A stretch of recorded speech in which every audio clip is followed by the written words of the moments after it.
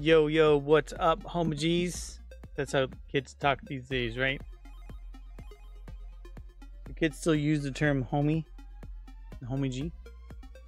I know that my kids use the word bruh because they watch some YouTubers. They go, bruh. Yo, yo, diggity doggity. Bilbo Swaggins. Bilbo Swaggins? Bilbo Swaggins, Bilbo Swaggins, Bilbo Swaggins. I guess I owe you some money. Hope you guys are doing well. I am making bad choices tonight, but tomorrow's Father's Day, so I get to sleep in. So we're going to need some rehab. You know what I mean. Music looks like it's a tid too loud. Turn it down. Right there. I hit a point tonight, right before streaming. Streaming is the pinnacle of Father's Day gifts, exactly. I hit a point where I was like, I don't... You know, sometimes I'm going to stream and I'm like, I know exactly what I'm going to work on. I've got sort of a plan in my head. And then there's nights where I'm like, I could keep working on this, or I could do something else I don't want to do. So I have no idea what's happening. Sometimes I get a drink, like an energy drink like that, because it just gives me a little bit of liquid motivation. Not, you know, it doesn't need, I don't need alcohol. I need caffeine and taurine and whatever crap they put in this thing. So, you know, probably means it won't be a productive night, but I'm okay with that. Fox Hollow, how are you doing? You got a little one, and happy Father's Day to you too, by the way. Because Father's Day. I know it's tomorrow, but still. I have to call my father tomorrow. That's true. Thank you, thank you. It has been a much busier week and weekend than I had expected. See, the thing is, my eldest daughter, who just turned 11, has a birthday on the 14th. And so she turns older right before Father's Day. So typically, I get the short end of the stick on the actual Father's Day weekend for this, her celebration. Things are going great. Just trying to plan next week's streams. So do you actually like sit down and plan your streams? That would be interesting. What would it be like to plan for streaming? Do you find that your planning works? I don't do anything with my stream anymore. I just work, and I'm okay with that. I got, with the Alterium shift stuff, I got too stressed about worrying about stream stuff, and I just decided I was just going to get work done. Even though I noticed a distinct change in my viewership and number of people, I was just like, you know what? I'm not trying to make a career as a streamer. Yeah, I know you're planning now. I said, but what is it like? Do you find it helps? Or is this like your first time plan? Like you've never planned before, and now it's time to plan. Is that what you mean?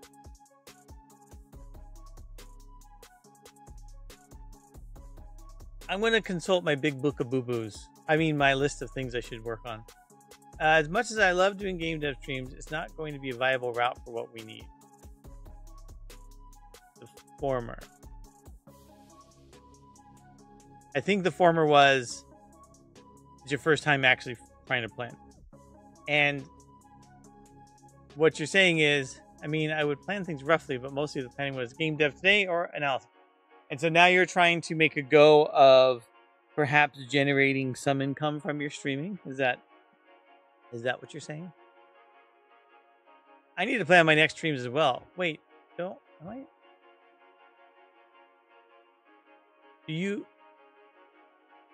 When did you stream, Bilbo?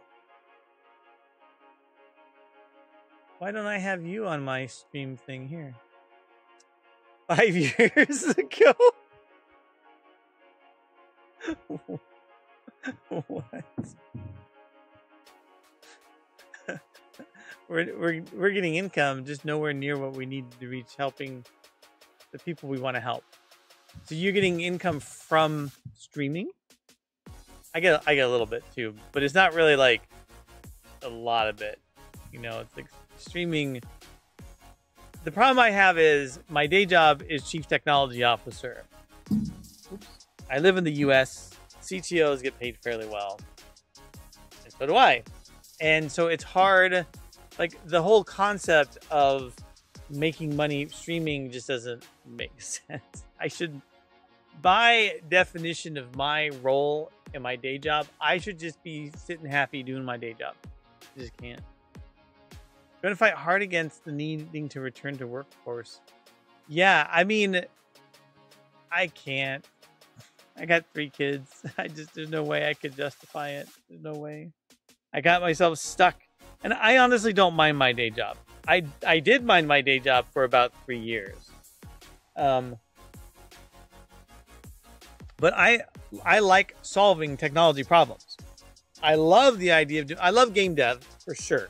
I have really loved working on a project as a game dev, even though my role in my day job is not really strictly doing technical work. Like I'm not coding all day. I do like that side of things. I like managing teams and building teams and you know, helping people make decisions, which apparently is a really hard thing in companies across the board. So I like that, but I didn't like running a client services organization.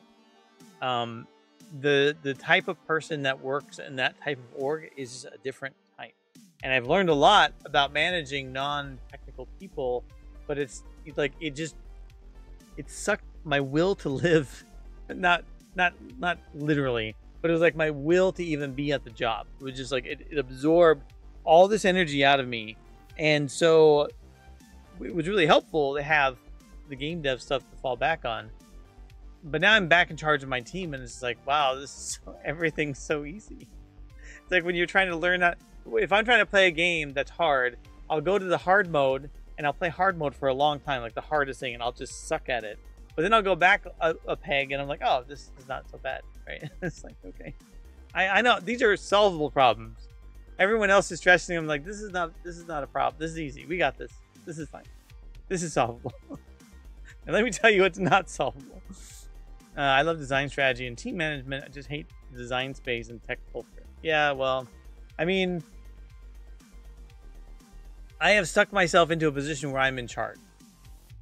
So I get to make a lot of decisions. And I'm going to make all of them. The CEO at our company, because we're not a large company, he tends to be more involved in decisions than I think he should be in certain respects. Although he will listen and defer to me a lot, there are times where I'm like, I don't want to go through the BS red tape. I just want to do this, right? And it also happens to be the times he doesn't want to do the thing he knows I'm going to want him to do, he tends to not be available. So it's like, if I get on a phone call with him, I'm going to get what I want. But he'll go for like weeks at a time. No, got all these other important things to do. And legitimately, they might be. But, I mean, sort of. I like the company I work for on my day job, but it's not game dev. I'm not even game deving right now. I'm just talking, but I'm okay with that for the moment. I've never heard anyone say, Motzi, stop talking in code. Well, a couple times I have, but they were doing that out of concern for me, not concern. No one wants to see my code, unless secretly some of my developers find me and they want to see how bad I am at my day job, my night job. But I like the duality of the world. Like in the space here and so huge. I don't care at all about the industry I'm in. Not even like one iota. But one of the things that I tend to coach people on is I do a lot of mentoring of people. And it doesn't matter what their job is, whether they're technical or not. A lot of people in their day jobs look at the things that don't work, or they look at the things that they don't want to do. And those are challenges, struggles, frustrations. Oh, nobody's managing this process well. That frustrates me. Or they get put in charge of doing something. They're like, I don't want to do this because I don't know how to do it, right? And I feel like that's just all opportunity. And the thing is, the more things you do that are outside of your core competency, the more marketable your skills become. And so I started looking at those things as value adds for me, because then I learned to do things no one else wants to. I pick the things that nobody wants to do, but they need to happen, and I just volunteer for those things. Well, I used to. Now my role, like, my CEO wants me to do certain things, and like, I don't really want. You got other executives. Why am I the secretary? Why am I the one, cat herding people? What's the motivation for me in this? I don't want to do that. But like, I've already been through it. I know that I can do it. But, my preference is usually to get other people to do it. I don't want to be the only one. Otherwise, it's just an exercise in futility. Sure, I can create all these documents that help us track process, but if nobody uses them, then they have no value. Oh, but we got to have a way. We got to have, okay, what do you want me to do? I can lead a horse to water. I can shove its head under the water and hope that it takes some gulps of it, but that's not going to help because once I let my hand up, it's going to stop drinking the water. Yeah, just fix it. It's total first world problem complaint. I don't mind any of it, to be honest. I get kind of a little joy out of the hilarity of certain things. Getting into meetings that have all leadership where no one can make a decision. Or no one can organize the topic of conversation. Like, come on, guys. Organizing topics of conversation should be the number one thing that someone in leadership role should do. Your whole job is to identify priority and figure out where to apply, business decisions towards. If you can't get in a meeting and recognize that, what are you doing and how did you get into your role? But the reality is that's just how corporate America works, or maybe corporations in general, or any power structure, right? The Peter principle. So it's kind of nice. Like certainly I can fall victim to the Peter principle, but since I have that duality of working and streaming and coding and then managing developers, for lack of a better word, I'm not humble, but it would keep me in check, like keep me having some self-awareness that, I know how this goes, right? I'm not really one to be heavy-handed about decisions unless I recognize I have to. So, what does this have to do with what I'm working on tonight? Nothing. I'm just chilling out and talking to Fox Hollow Games. That's what I'm doing. Why don't I want to just jump into code? Because I have no idea what I'm going to work on. That's why. But yeah, I know. These are the voices in my head, by the way. I've never really figured out when people watch dev streams if they legitimately want to see certain things be worked on. I think the answer usually is no. They don't care. True leadership, talk until the work goes away. No, but like some of these people come to the table and they want that thing. But either they don't want to be the one to do the work, or they don't know how to move it forward. Yeah, talking till the work goes away feels legit in larger companies. In our company, that we said like our company is good. We have the same problems as any company does, but we're pretty. We have a person who worked at a very large corporation with very well-known CEOs. So, he's got business acumen. He's got the same problem everyone does in CEO roles. He's right about everything and can never be wrong. But it works. And my team is amazing. And I don't have a huge development team. The whole technology and product team is maybe like 20 people at most. But they're great. They're just all amazing. All of them. Down to the very last person. In like, if you talk about bell curve, like there's going to be low performers and high performers, right? So there's going to be people in the middle that's general. But even the people on the bottom of the bell curve are the top of other bell curves in this team. So it's like, it's really nice. There's problems. There's issues we need to fix. Everyone's really, I just can't describe it without telling you more about the team. Yeah, navigating culture and knowing how to push things through teams is usually even more important than having the core competencies of your craft. Yeah, and another trick that I've learned is that there are people who won't push for what's necessary. Even in leadership roles, even people that report to me, like our directors, there is an obvious need, but they can't frame it up to define what that is. And so I don't take a position that I know everything. I take a position that the one thing I do know is how to recognize when something needs to be surfaced and then find a way to address an issue or move something forward. That's where my real skill is. It's not about knowledge per se. I know a lot of stuff, but it's not about me having the deep knowledge about a specific subject. It's about being able to help someone else turn that into something cohesive and succinct, so that an executive could read it and understand, or we can get the phone call and say, hey, this is why it's needed. Like we just finally, after 5 years, I mean, I was away from the team for 3. We're just finally getting some QA help. There's 3 QA people on the team, and the guy in charge of it, he's been just busting his ass forever, but he can't dig his way out. He couldn't get out of it because it's always this endless cycle of trying to like manage all the releases, and we do releases every 2 weeks. And so I was like, well, let's get somebody. And so we did. So we just got approval, and we have new people starting from like an outsourced vendor on Monday. And it's people that I've worked with before, so I actually know how they perform. It was like all it took. It wasn't because I have any particular skill in QA or that I'm an expert in that.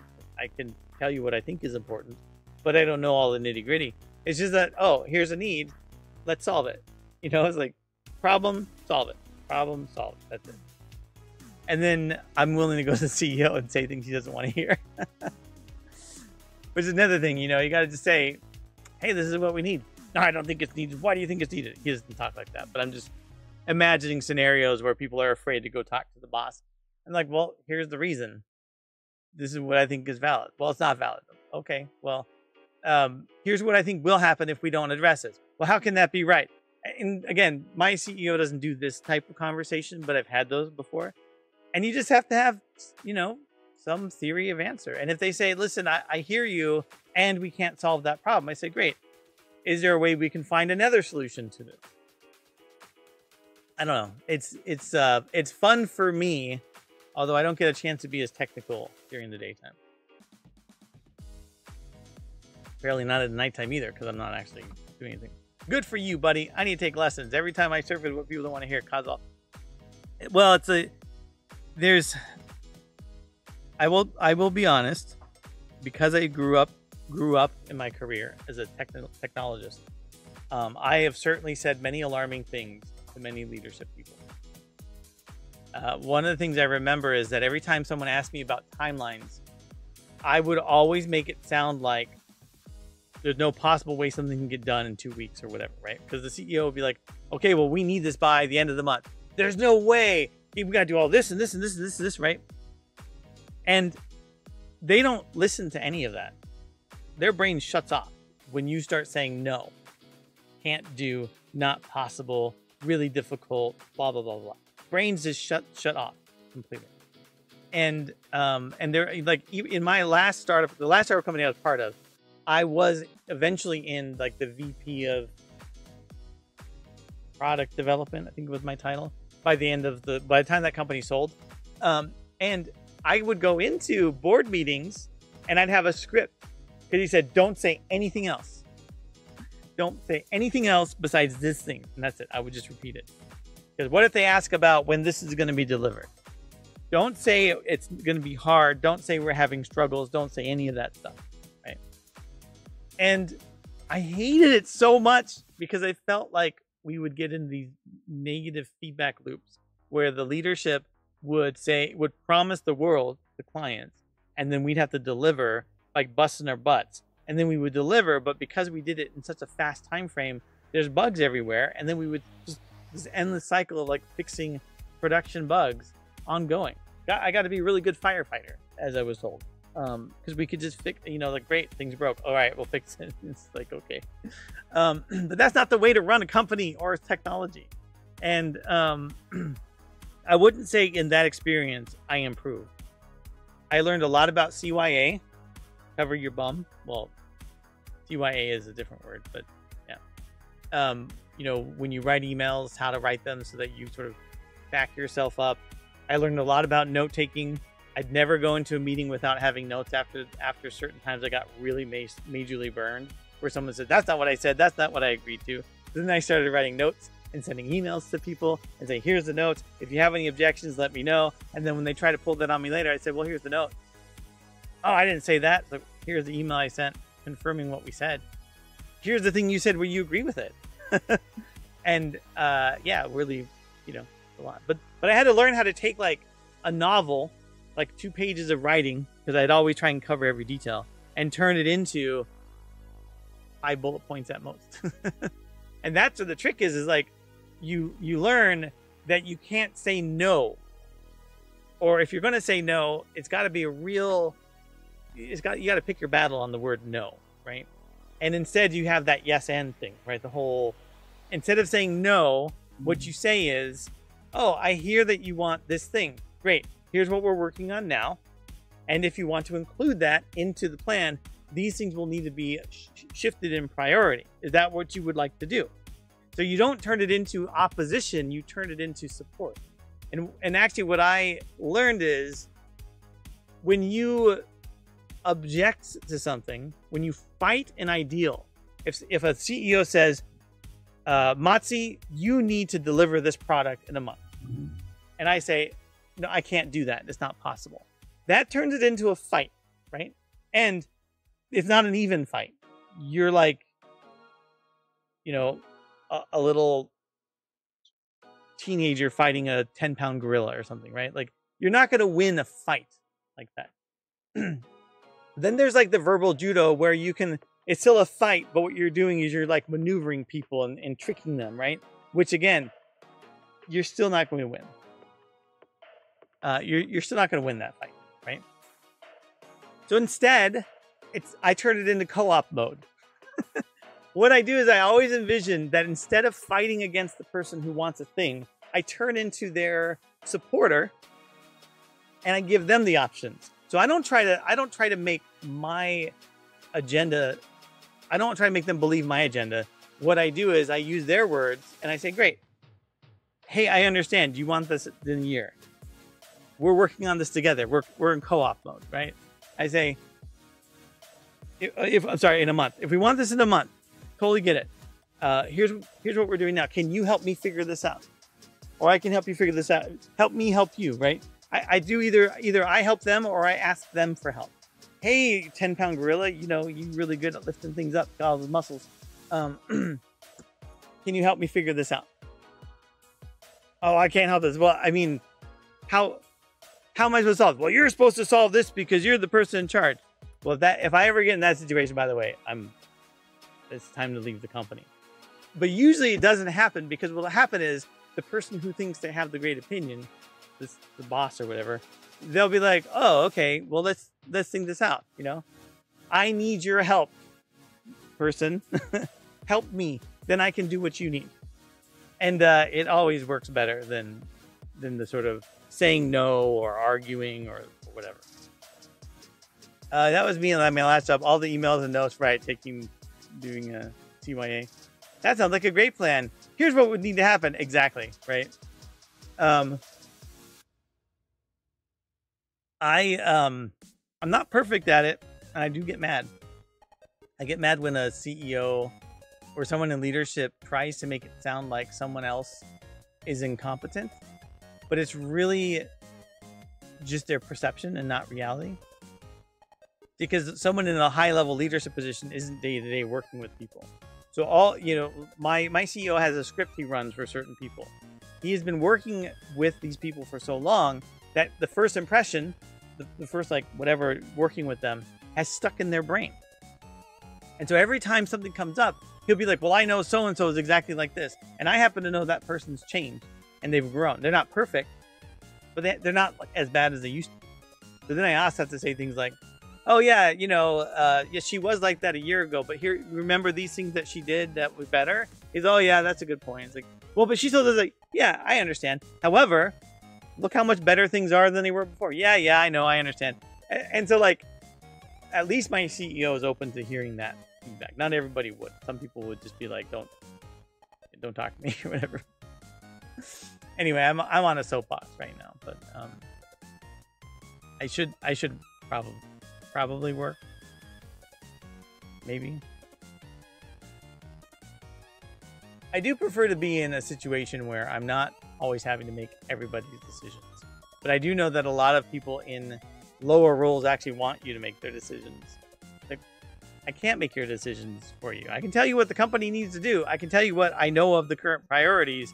But if I'm not working on the day-to-day, all I can do is support you. I can't tell you exactly how to do your job. Unfortunately, a lot of people like that. They like to be told what to do. Anyhow, anyhoozle, I guess I should look at my list. Get myself oriented, figure out what I'm going to work on. I'm still trying to work primarily on story. Still trying to get through something I can't share yet, but has been impacting our timeline. So, we'll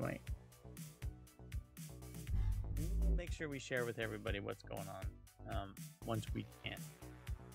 It's not necessarily bad per se, but I'm not working on fishing.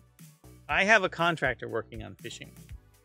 He's working on all the little nitty-gritty things, improving the game itself and how it feels, and tweaking and fixing bugs and so on. It's just a lot of stuff. So I decided that instead of like continuing to work, what I don't like is multiple streams working on the same thing. I think I can't tell if people get bored of it or I get bored of it, and so I project the boredom because I'm constantly working on the same thing.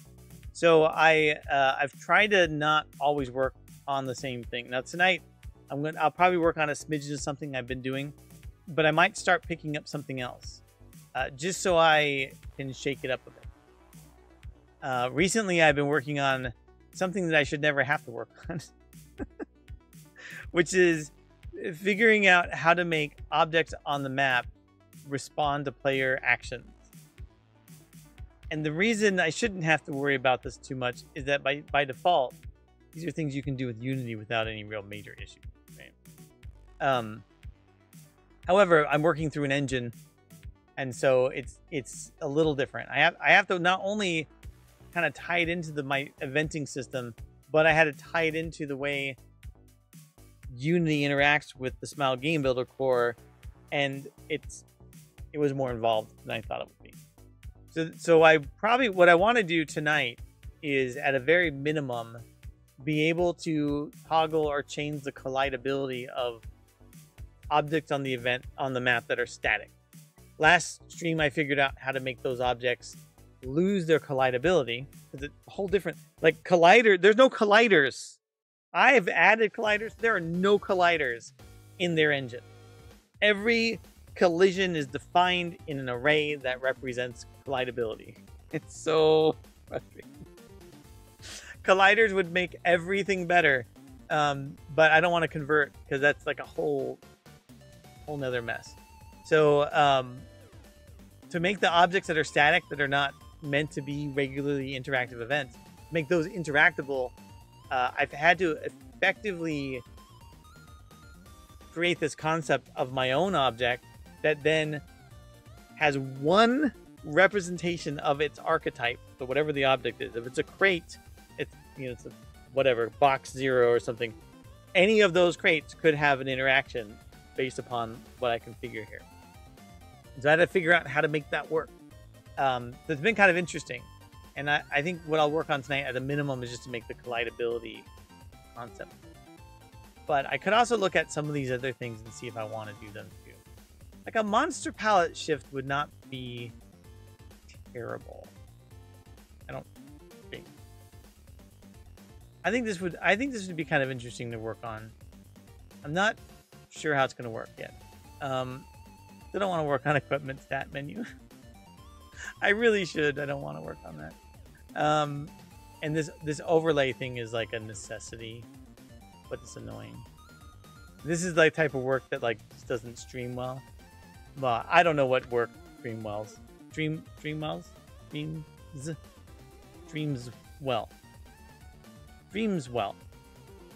Making books keepable. I actually had someone recently mention this. I feel like I should do this at some point.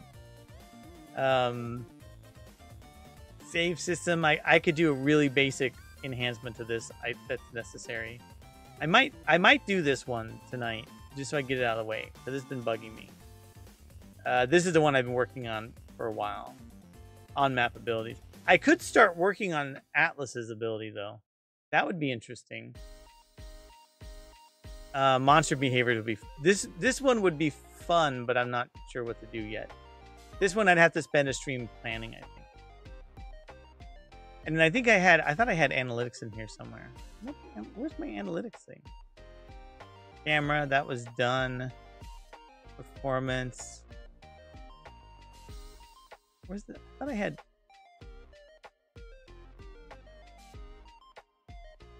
Oh, here it is. It's here. Yeah. Okay. It was just in the single line.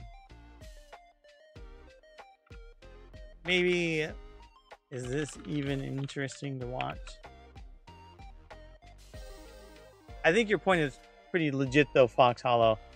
Watching game dev is it not? I mean, if you're trying to build a following, is watching game dev interesting? I don't know what makes it interesting. Probably the person. I believe that to make something interesting from a coding perspective, you have to be capable. You got to be one of those developers that's like, I'm going to solve a problem. You know, and 30 minutes later, okay, I solved the problem. Okay, so I think what I'll do to start with is I'll go and do that collidability concept. Because I think it should be fairly easy question mark to do. Perhaps. And I'll try it. Should be easy enough to test it. So what I'm going to do is when I'm on the map, if I interact with something, I'll see if I could make it not collidable anymore. I do need to go take a note real quick here, though. Let me see. I want to look for... what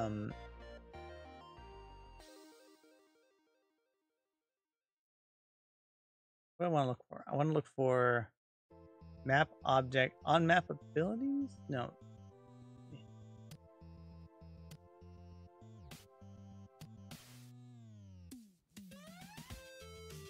This is how I document my work as I go. So I had like a punch list somewhere in here.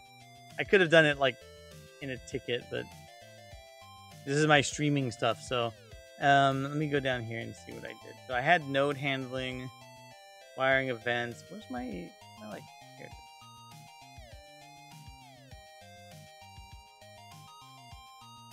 And oh, I did have this one. Includes ensuring we can make event. Oh, what is it?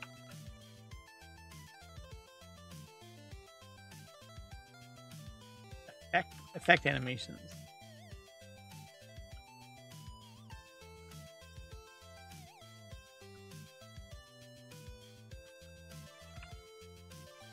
Yeah. So we have script running the map object that works. Core map object. So all that stuff is done. We have the collidability. They didn't put on here. Is that a word? Collidability? No. Collidability?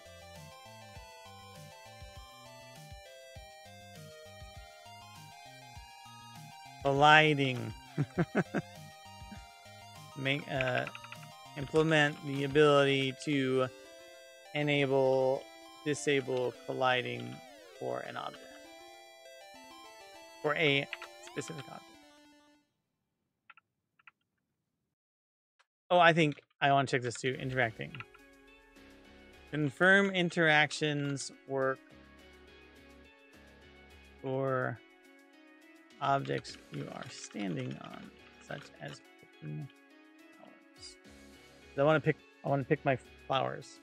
And then we want to have implement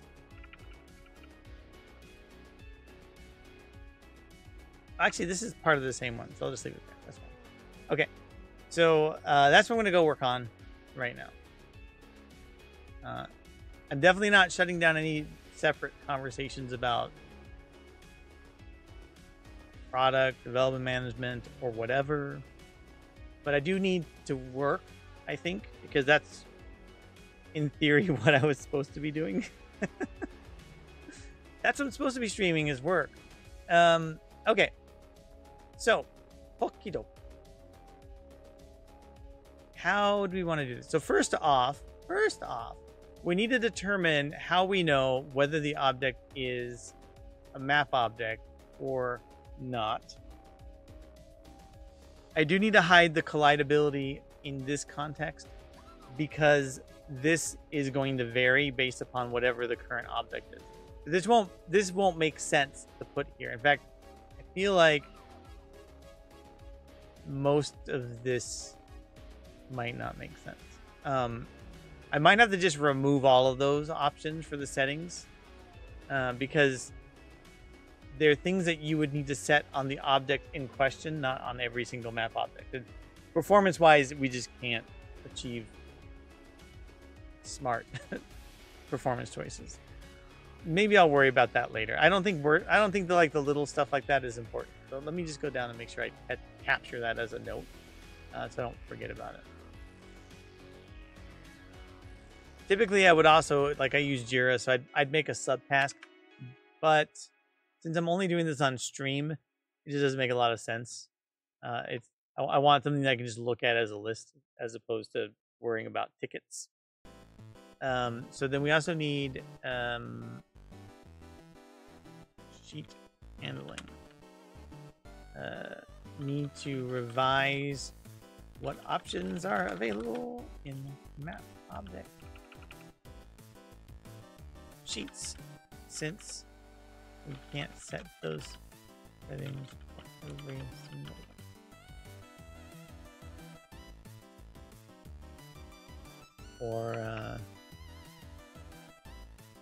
okay. So we'll worry about that later, though.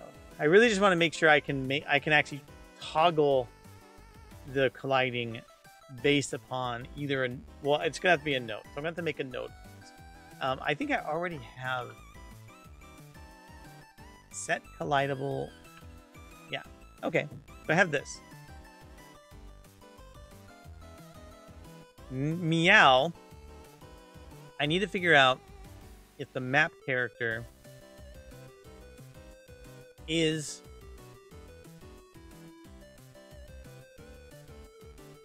an object, a map object.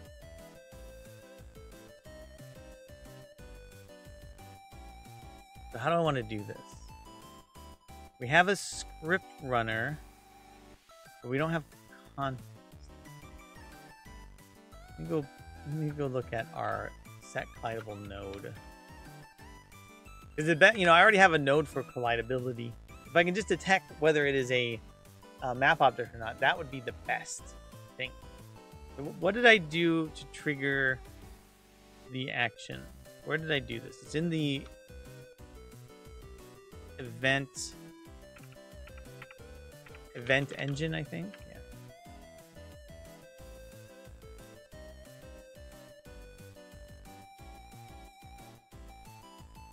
And then this is trigger. Okay. So this is the thing that triggers the runner. The runner will run the node. How do I need to figure out how I get context from here to the object. So maybe what I need to do is I'm gonna have to enhance the map character so that it knows that it's a map object. And this is what I have to do.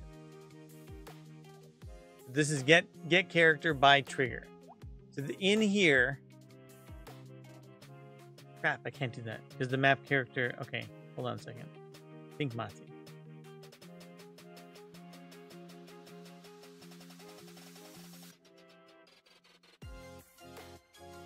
Can I have more than one of the same character? I feel like there's going to be some problems about this later. Someday there's going to be 2 map characters in the exact same spot, and I don't think my system has a way to handle that. So how do I get the unique trigger spot?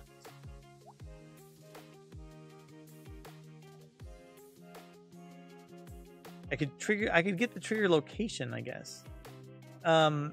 Maybe that's what I need to do. I need a way to know that this is like a map character trigger. And I need a way to know... I'll put it in the runner, I think. I can't put it in context. So I have in the runner, I have to let the runner know. The script runner is the thing that runs the Smile Game Builder stuff. I have to let that runner know that it is running a map character. Oh crap, I remember another thing I have to do.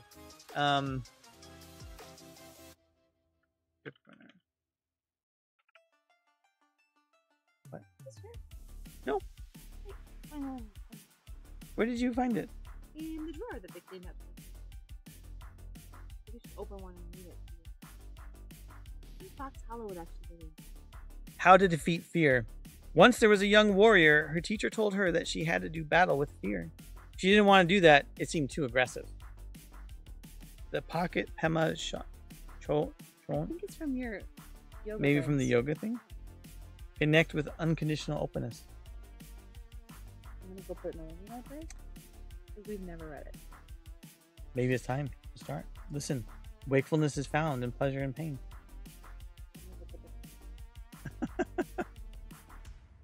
Yeah. Review how we use the... find a way to clean them up. Yeah. Oh no, don't save. Cancel. Okay, so apparently save does not do an update on here. Any hoozle. So I'm going to go back to this. I think what I need to do is in my SGB script runner, like heavily overloaded object, I need to tell this thing that it is running for a map object. I think that's fine, to be honest. I think that's like, yes, I'm overloading it, but I'm literally telling it, you're running for a map object, therefore you need to behave slightly differently, right? Who doesn't like OOP? Am I right? Is map object runner.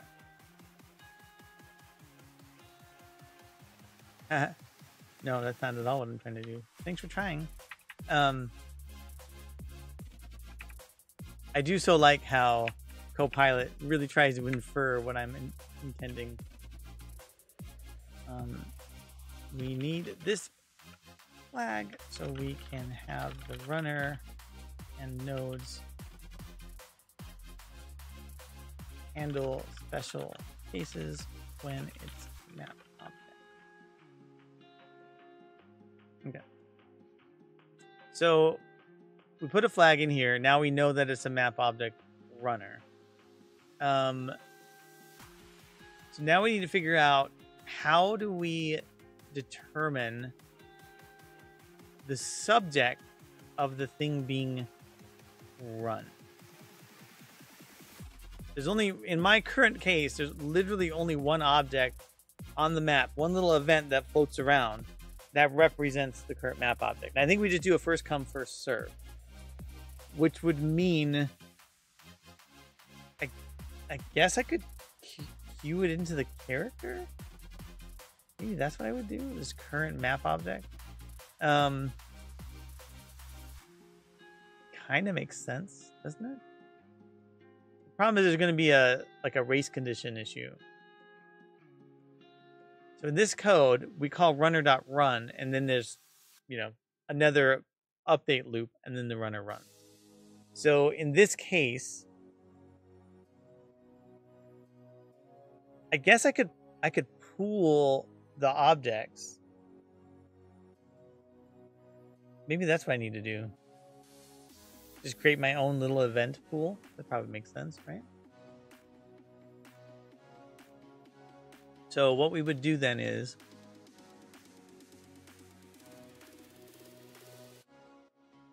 I think what this does is this actually creates the script runner.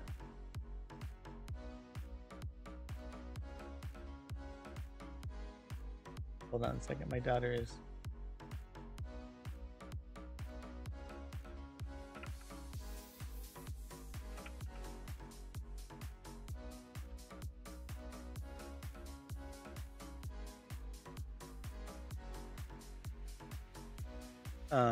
come on, daughter. What do you want?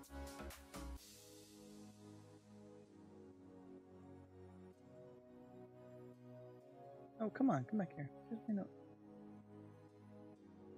Got my 11-year-old a 3D printer, which is great. And I just figured out how to get it working with the help of Jacob, my partner in crime on this work. And now she just wants to do all these things with it, which makes sense. But I can't help her. I'm streaming. So if she complains, I'll just blame all you all for making me stream. Maybe you can ask Mom for help setting.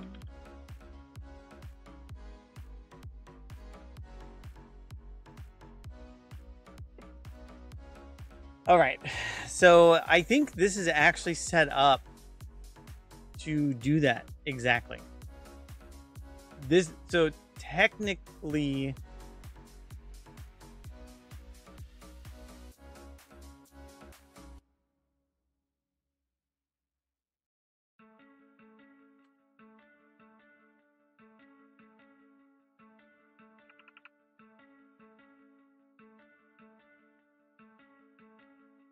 Technically, I'm already doing this because I don't think I made a shared map object. This is one of the problems. Like I was hoping that I would share it. Maybe I don't worry about that yet.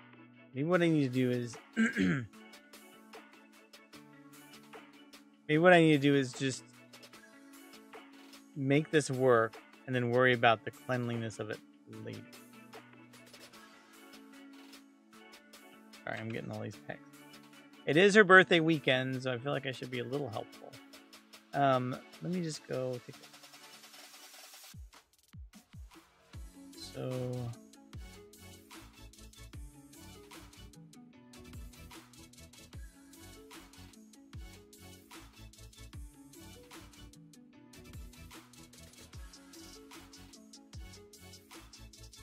okay, let's have that.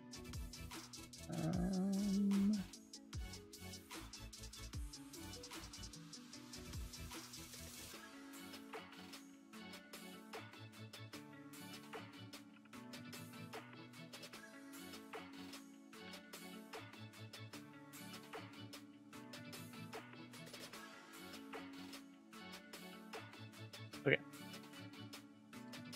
So I think if I am getting this in here somewhere, where is it? Here. I can just tell the map object. I can give the map object its map object. I think that's what I'm going to do. Because I have the map object data right here. I can shove it into the character. We'll call it good. And then we'll just see if we can make it work. The problem is if I don't solve this thing, then if you go around talking to everything, eventually it'll like bog everything down. Like the more things you talk to, the slower everything would get, which I don't want.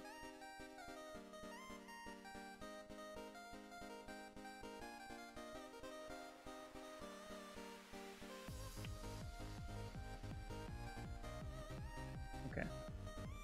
So, the map character, where are we?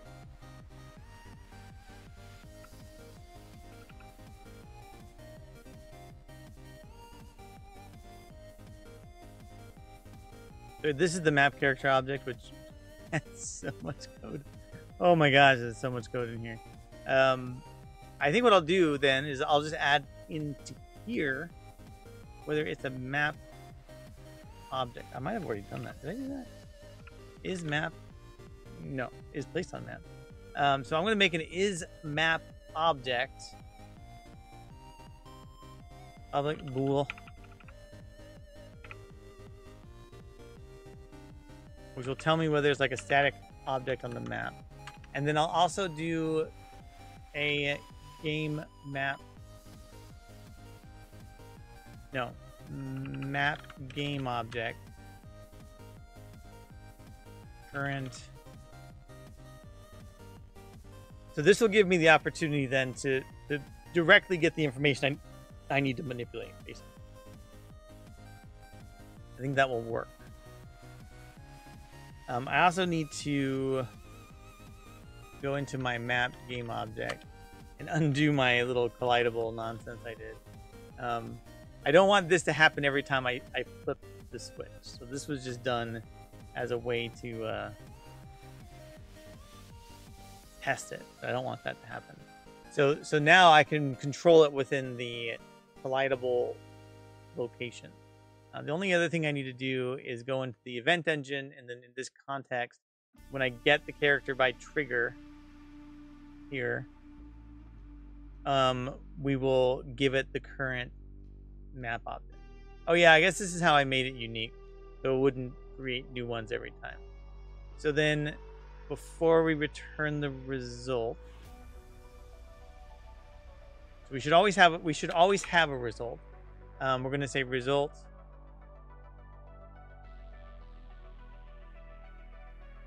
Where's my map object? A map character result. Result equals. So this is if it already exists. If it doesn't exist, we get it, and then we say when we create it, we'll set it in here. So this is the best place to do it, since we already know this is the thing that initialized it. So is map object. Is map object. I got so good at using the keyboard with my hands, I practiced and became an expert with my feet. I'm a pro toe typer. Motzi. Enjoy your horn of shame. Bruh. Trixie Devs, how are you? How's are you finally on summer break? You got summer camp? How's life? Tell me about everything that's happened since the last time we spoke. Show me the new demo of your game. Tell me, all your hopes and dreams. What do you want to be when you grow up? Summer break, baby! Yeah! How do kids talk these days? Like, give me some slang of some sort. I'm working on a little card game right now. That's cool. Is it like, how big is it? Like that big? How do you play it? Do you like cut the little cards out? Yeah.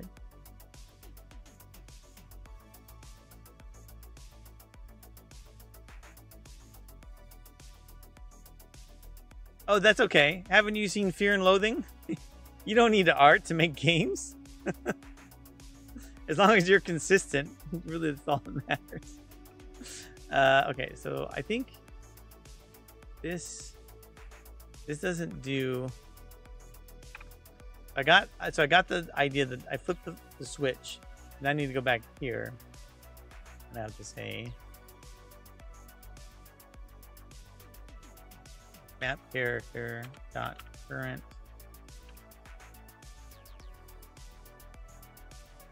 I've been working out with a friend. So is your friend doing the art then? Paper Wizard still getting time. That's awesome. I mean, I want to see more. All right, thanks for the lurk. Sorry, I wasn't trying to draw you in. I totally wasn't trying to distract myself from getting work done. It never happens that way. The expression's always true or always false. Is it because the map character object? Yeah, I guess it implicitly is always true.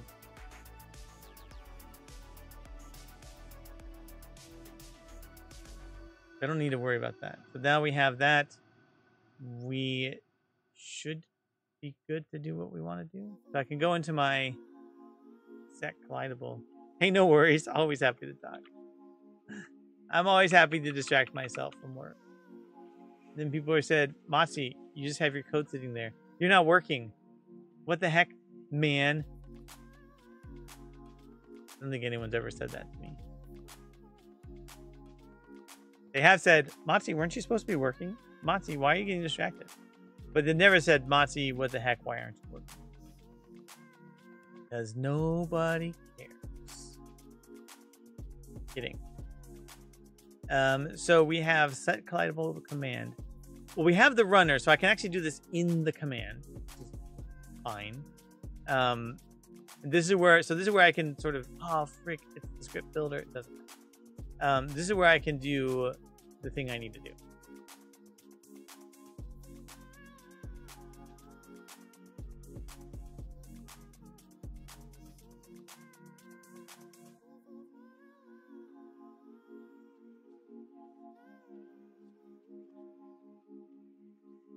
Let me think here.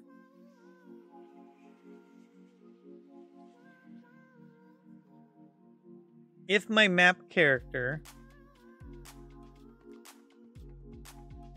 has a current...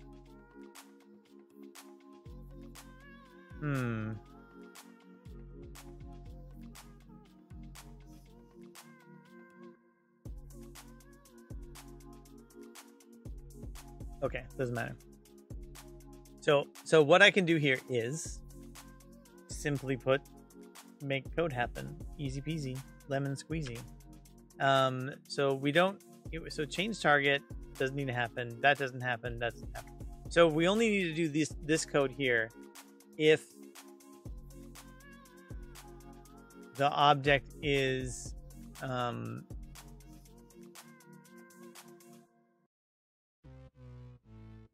not a map object. So I think I have to do script builder dot execute runtime code. This is I have to inject this because I have to do this in context of the map building. This is running, so this code doesn't get injected until or unless we're doing it at runtime. I don't know why don't I just do it this way? Why do I set collidable?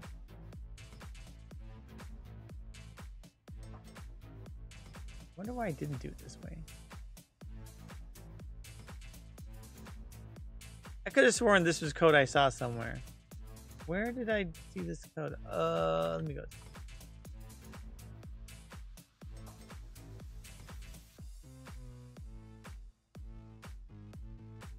There's set collidable command, and then there's set collidable.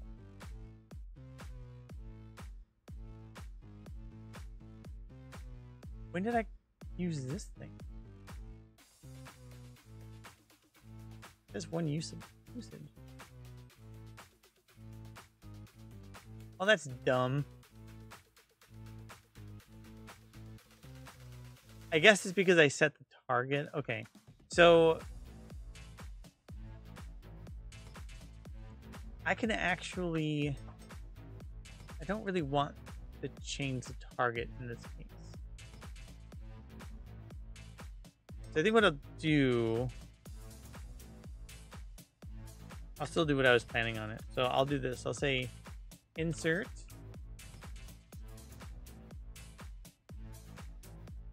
This is my little trick to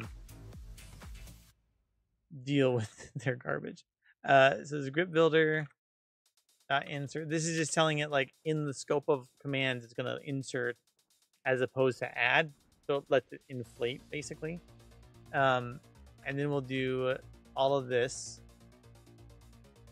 And then we'll do if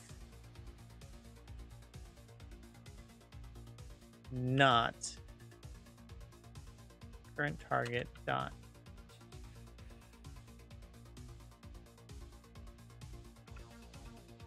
is map object. So if it's not a map object, we'll do what is default. This is where I get into like the pseudo script. Otherwise, then we can just literally set the collidable. So we're not gonna do their nonsense here. What we're gonna say is current target dot current game map object dot is collidable equals false. And then so this will hook into the thing I already did, and or whatever it is, and it'll make it not collidable in theory. So I think I've made the changes I need. So I'm gonna go build this and find out. There's a lot of different moving parts in my head, so I might have missed something. I did miss something. Hold on a second. So I need to... There isn't anything that when something is collidable will trigger the necessary script that fixes the collidability of things. So I need to go to the place that happens, which is somewhere. Go here. We'll steal this nonsense. I might have to find a way to do this more performant because I think it's like, you know, like 300 milliseconds or something, some insane number, really, from a video game perspective that'll potentially cause a visual hitch in the code. But for meow, we'll do this. I think I could actually get away with like scriptrunner.owner, but whatever. We like static objects. Static objects are our friends because we're doing game dev.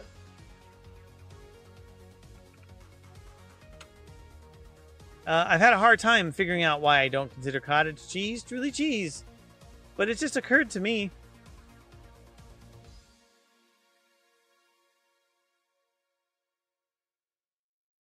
I like that one. Cute. I decided to purchase a boat because there was a sale. I like that one too. I mean, I have to do dad jokes. Tomorrow's Father's Day. How can you have Father's Days coming up without any, jokes? Hi, I'm a bush. So what I'll do is I'll do set collidable.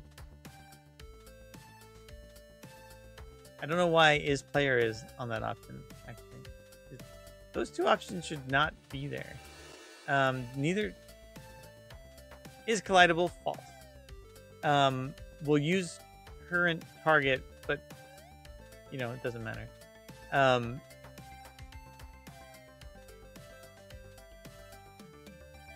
gonna say, and now you can walk through me.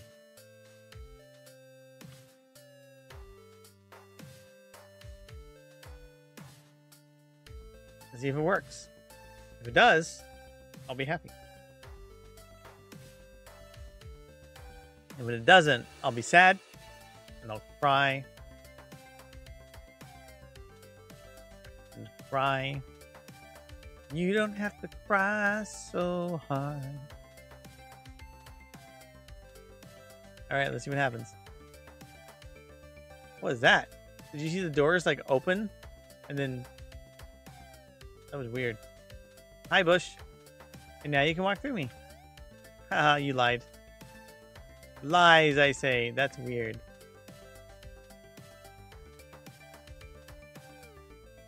Why does it...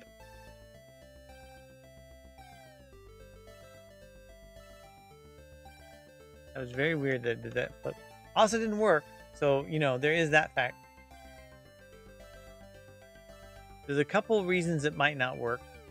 Is, stuff. Oh, wait, did I get a bug? I think I had a bug. That's why it did it. One. Object reference not set to an instance of an object. So, map character is null. I guess I should be putting this here. Correct. That would have been smart. And that's why I was doing that.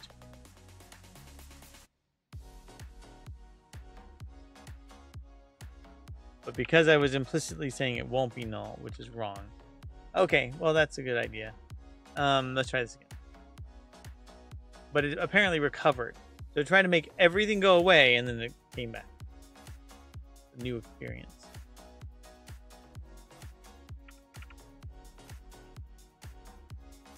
How did Darth Vader know what Luke had got him for his birthday? He felt his presence. Huh.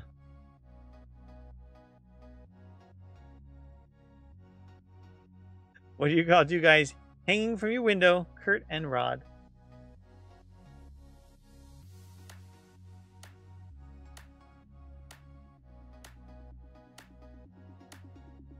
Try this again.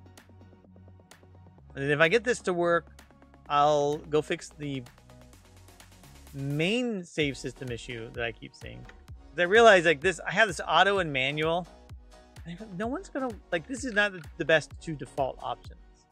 There needs to be all. So you just see everything in order, and then you can have auto only or manual. But I don't think we want just auto and manual.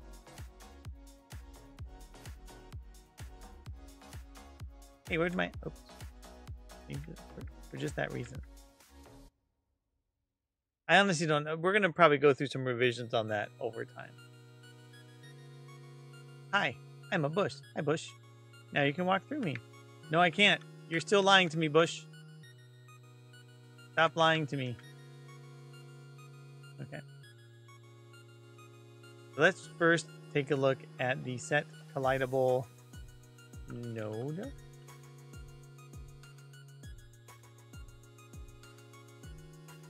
This should be fine. Graphic content. So this is, it's all it's doing is adding the command. Do we not actually, let me see what this does. That's just setting the command. So what code runs the command?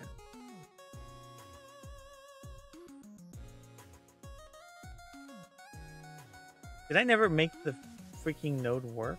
That can't be. That can't be.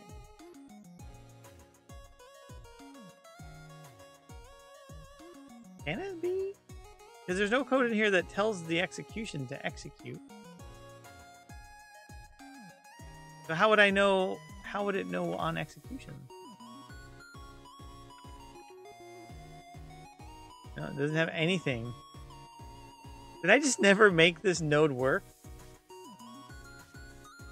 It's like I made this node, but I didn't use it, I think, because I came up with a better way.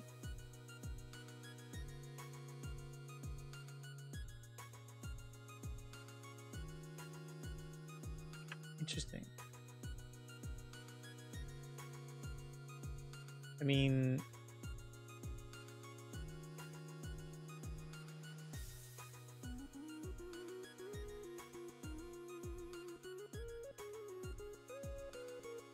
is it script builder? I think. Oh wait, it's script builder and context.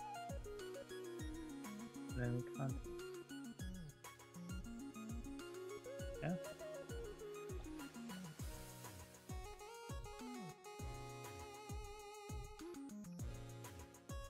I don't know what I'm overriding. Hold on a second. Let me just go look at that command again. I guess I never wrote the code for this thing. I must have started building it out and then decided I was going to do it a different way. It seems so weird that I didn't do that. Yeah, because this whole thing is not written like it's being used. Funny.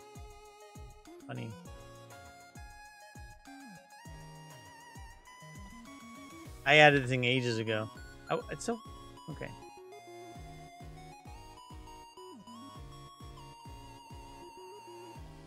No, it's not... Hold on a second. It's not execute, is it? No, it's Boolean. Boolean. It will return true. Doesn't matter. Oops. Return true. Really what I could do is return base.execute. But I just return true. I don't really care. Okay, so... Yeah, it's not working because the collidable thing's not running. So now I'm going to do this and something's going to break, which is fine. Monte had such a night last night. Uh-oh. You didn't put any other qualifier in there. What does that mean? Is just a night like any other? Or was it a night of some specialness in a good way? Or in a bad way? Or like in a medium sort of way, but not like great? Or did you forget to add a K in there? Then I really want to hear this story. Tell me more about this night. Was he or her, were they tall, dark, and handsome?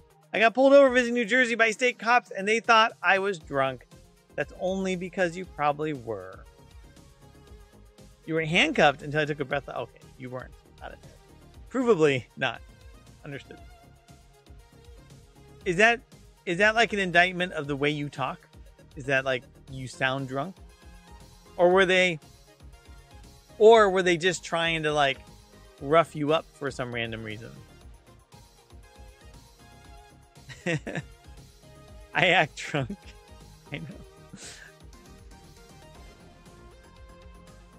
Yay, it worked. I'm so happy. When you did the field sobriety, so you have poor balance is what you're saying.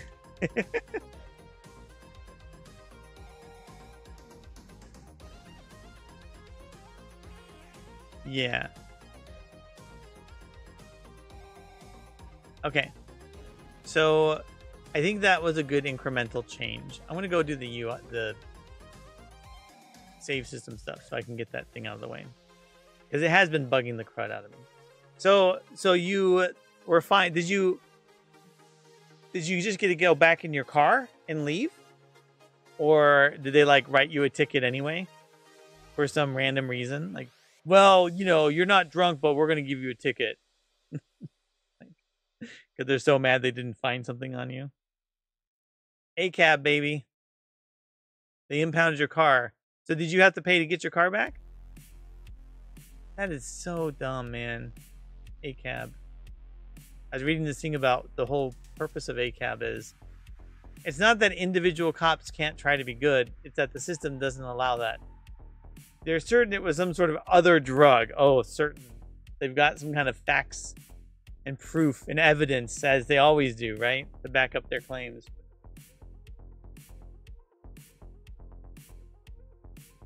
Like, were you speeding? Were you doing something other than just driving regularly?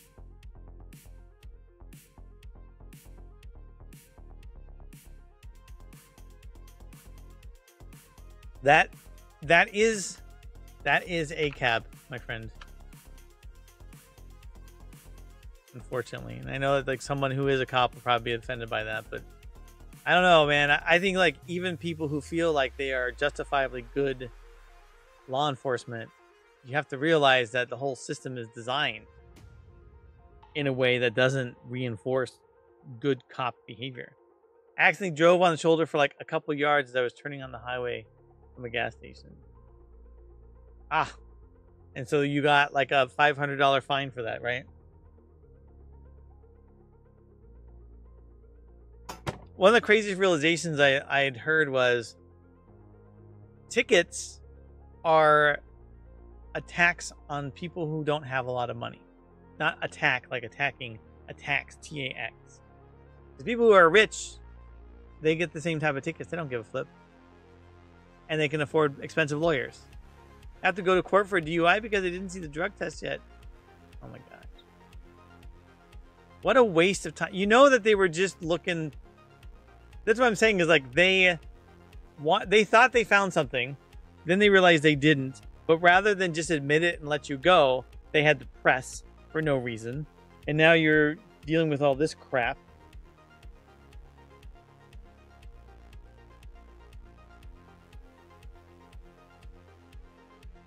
Makes me mad. Sorry.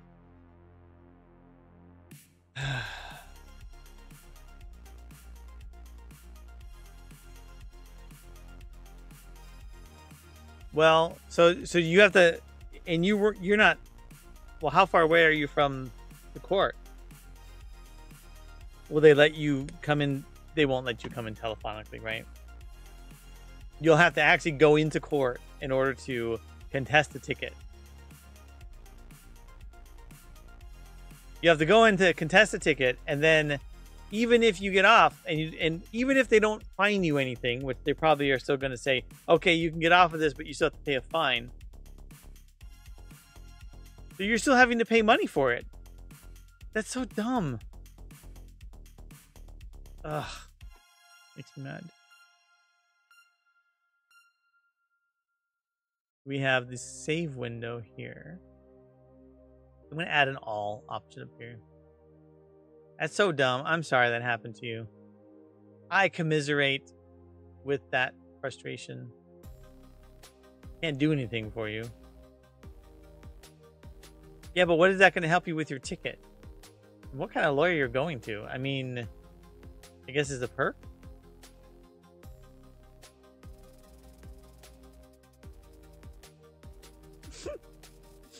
I still have a dirty mind. What do you want?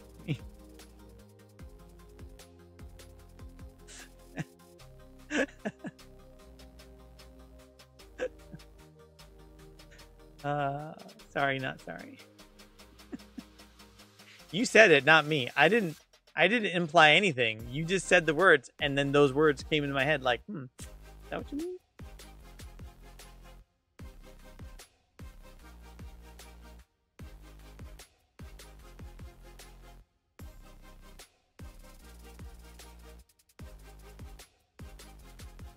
They change these settings.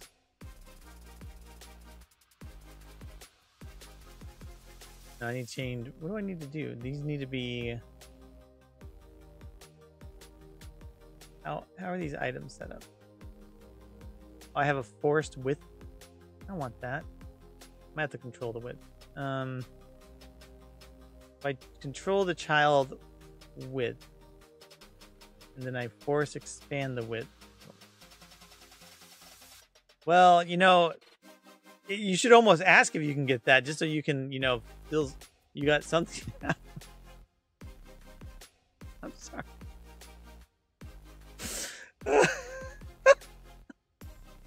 I don't know how else to make fun of it.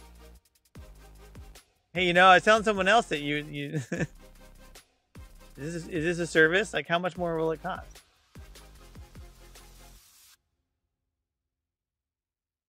Probably wouldn't go too well if you actually tried that.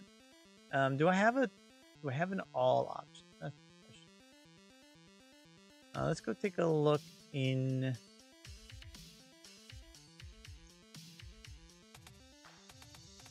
here. Do I have the word all? Yes. The word all, it's such an easy word to find in a list of everything. There's just, you know. Of course there's going to be the single word all somewhere in here. Crap. Can't look in. Can't even. Can I filter this? I thought there was a way to filter it. Press tab. Press left and right to filter? What? No. Press this to filter? Okay. How do I filter it? I want to filter it. I want to just look at these things. Maybe I'll start here and see if the word all exists alphabetically. All. There it is. I got the word all. Perfect. It was raining when I started driving, so I had my windshield wipers on too and forgot to turn them off. That was apparently another indicator. Wow. They will find any reason. It's a bummer. Okay. So anyway, we have all. All. I don't remember how I did this. I think I had Save System UI Controller.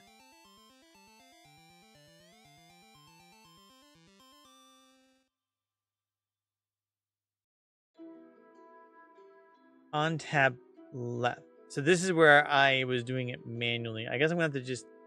Only 3 options. I could make some dynamic thing, but this is one of the things I've learned about development is sometimes you just got to do it the manual way and just get out of your own self. Just shut the heck up and just do it. That's what I say. So that's what I always say. Yeah, right.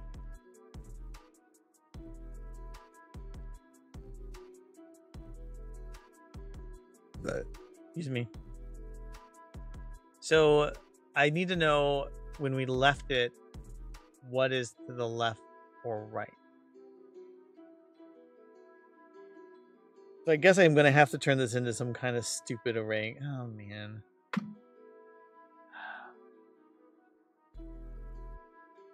Sorry for that sound. So what I could do is I could gather the tabs. Do I have a tab section? No.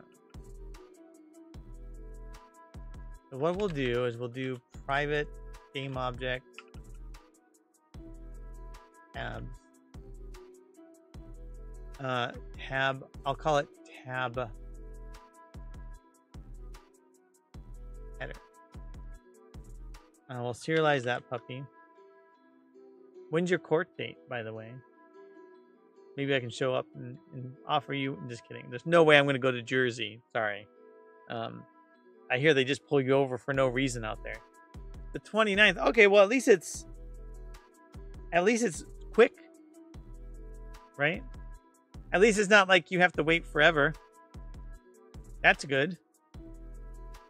Mr. Mechamoose! Oh, thanks for the resub.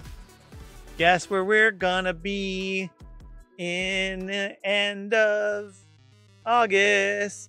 Guess where we're going. I'll give you one guess. You'll probably get it wrong the first time. Oh, you're gonna go to 2DCon too in Minnesota? We'd love to have you here. You want to come hang out in Minnesota? We're going to 2DCon. But then we're going to go to PAX afterwards. So it's going to be really crazy. And we're going to have a 10 by 20 size booth. Really big booth.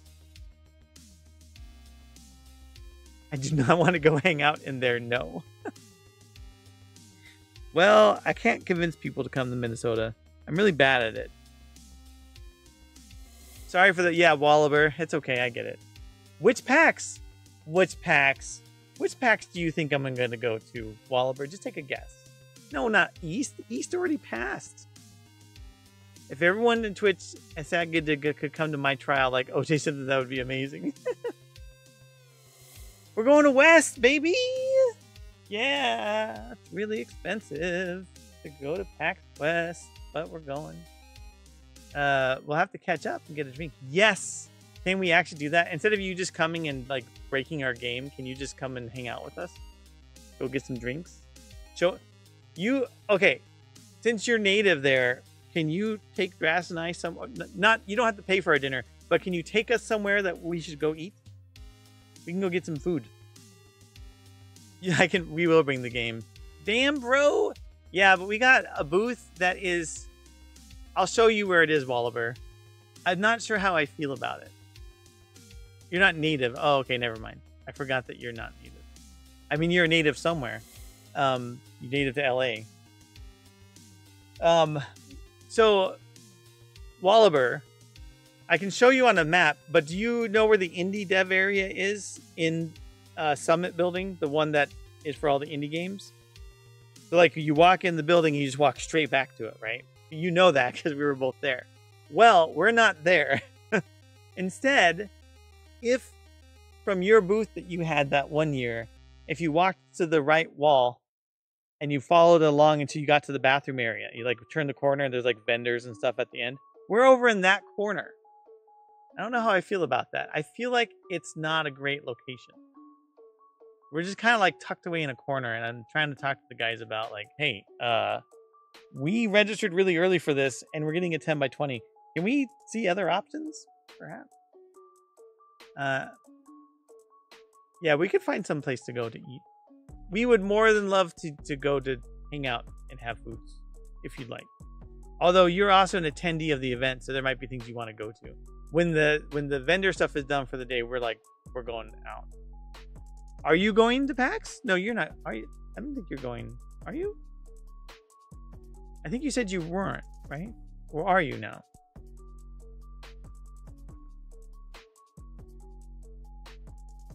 We've got some really cool ideas too for the booth. You know, it's going to be spendy, but I think it'll be worth it. We'll have at least 6 machines. And we'll probably have a projector. Like we're going to see if we can mount a projected screen. So instead of getting a giant TV, we're going to get a projector that's bigger than the TV and put it above. Probably should since the game's getting good response, but nah, not this one. All right, fine. Whatever, Wallaber. Lame. Oh, I was going to put Mr. Mechamoose in here. 6. Thank you, Killboy King. It's so used to Killboy Resub. Mr. Mecha Moose, thank you for the resub. You are so cool. We should hang out sometime, eh? Yes, I am forever in preload. Preload mode. Preload. I'm kind of excited by it, but I'm kind of bummed by where our booth was placed. Maybe it won't be a big deal. I don't know. It just feels like it's good to be somewhere where there's a little bit more of a thoroughfare. And I guess being near the bathroom is okay because people have to go to the bathroom, but it just seems like an afterthought. Like anyone that's going to walk by that way is like, I don't care about your booth. I need to go to the bathroom. They might come back, but you know, it's like, I don't know. I don't know. It doesn't feel right. I don't know what I was working on. I got really distracted because of cool people showing up on my stream. And now I'm trying to work on things and don't know what I'm doing. I think, do I have a wait? Yes. Maybe it'll be great after they use the restroom. You're right there. I know, it could be possible. We've already, like, it's interesting. Every single time we've gone to the event, any event, our booth setup has always been different. And we always spend time planning, especially after our experience, but like we always plan and then we get there and everything changes on our plan. And it's fine. It's really like, I personally enjoy the sort of scrappy nature of doing the booth setup. I don't mind it at all. And I used to hate the idea of thinking about marketing, but because I care about it, like I like thinking about it and like solving problems, and it really isn't as stressful and hard as I thought it would be. It's all very solvable. So, oh wait, I was going to do, let's see, we have tab header, right? Oh no, that's abstract window. Okay. So they don't have an awake on this. Oh, but I have an initial preload. I think I can use my preload for this.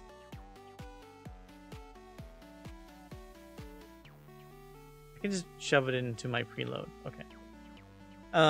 So what I need is a tab header, right? I'm going to need a list of images, which is going to be the images that represent the things I'm going to change. I don't know why did I do it this way? I think it's because I just wanted to directly control it and not worry about it. Anyway, yeah, so it's a bummer you won't be going, Wallaber. Would be a nice year for Hot Pot, just saying. And we're going to try to have, so at present it's looking like buy packs either will have the release of the 75% content or will at least have the build for it. We have a little bit of a QA challenge because we've been delayed for reasons I can't share yet, but hopefully soon. And now we need to do a lot of testing on all the changes we've been making, which is a lot, including a new fishing minigame and new on-map features and so on. I don't know how we're going to get everything tested properly before pack. We're gonna see how that goes. Look at our preload here.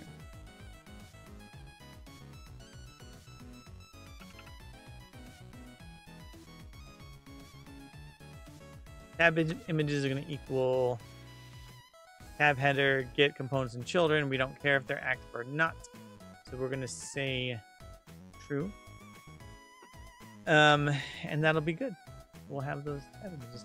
Bacon, what's shaking, my good Bacon? How are ya? Tell me about everything.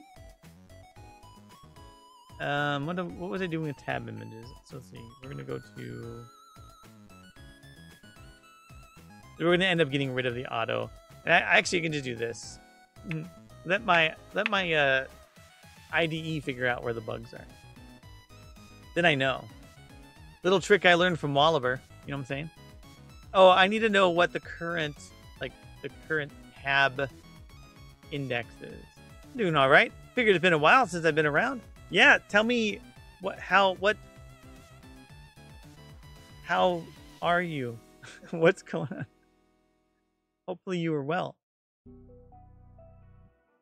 And I think we'll always default private int tab index equals 0. Perfect. I don't even need to make it serialized, so we'll just always default to the tab index of 0. Right. So if we do on tab left, we'll just do tab. We're going to do tab index equals math dot clamp. I like clamp. Clamp is a really fun feature. The value is going to be tab index -1. And I'm going to hard code this. I just don't think I'm going to have more than 2 tabs. If I do, I'll just YOLO it later. Look, Ma, magic numbers. At least I'm not doing a ternary.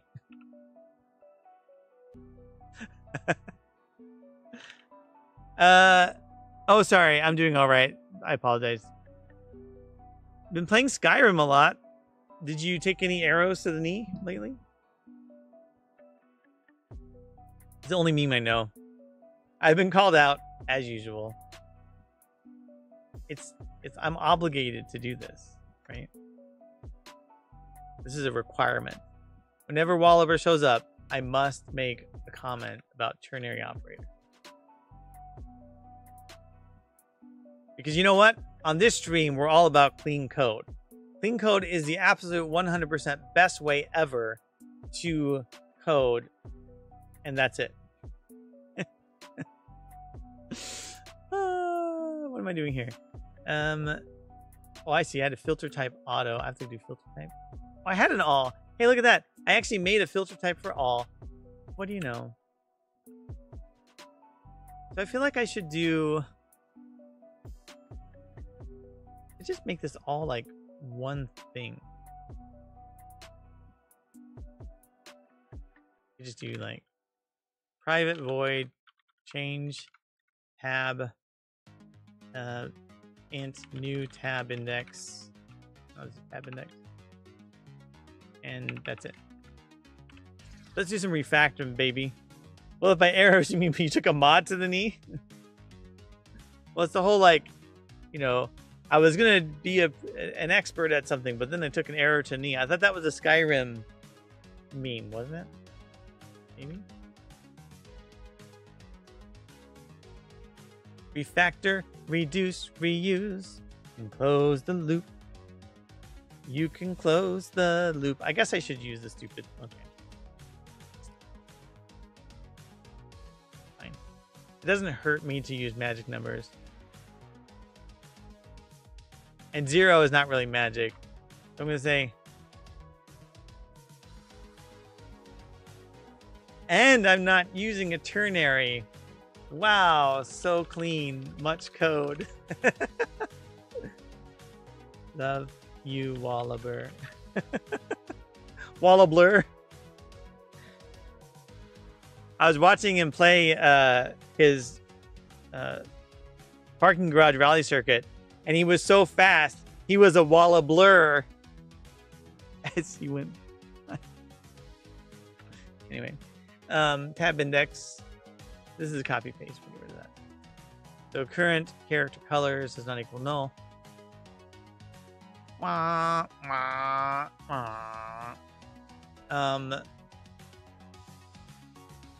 So how did I do this? Auto tab equals current. So what we have to do, meow, is we'll do a loop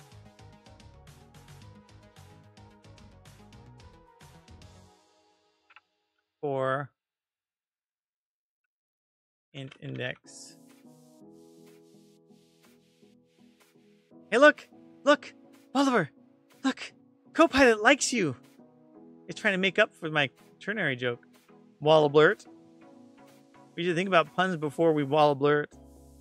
Arrow to the knee means proposing marriage, basically. Okay, but I can do this. I can say Convert to an if statement.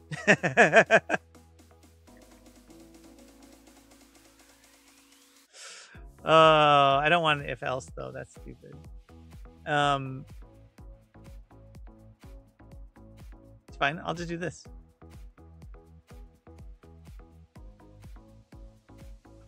Okay, look how many lines of code I eliminated.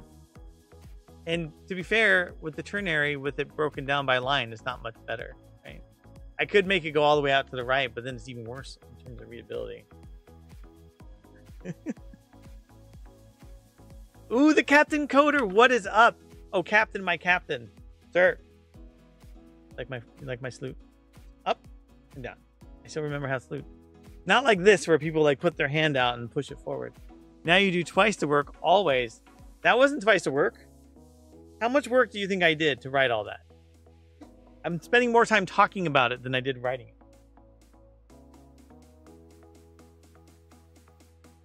I mean, what world do you live in, Walliver, where most of your work is actually writing code? Are you serious? Are you serious right now? Come at me, bruh. Oh, I just like threw my computer. Okay. You okay? Okay. You're... Come on, let's take you outside. Pull my shirt off. Drink some water.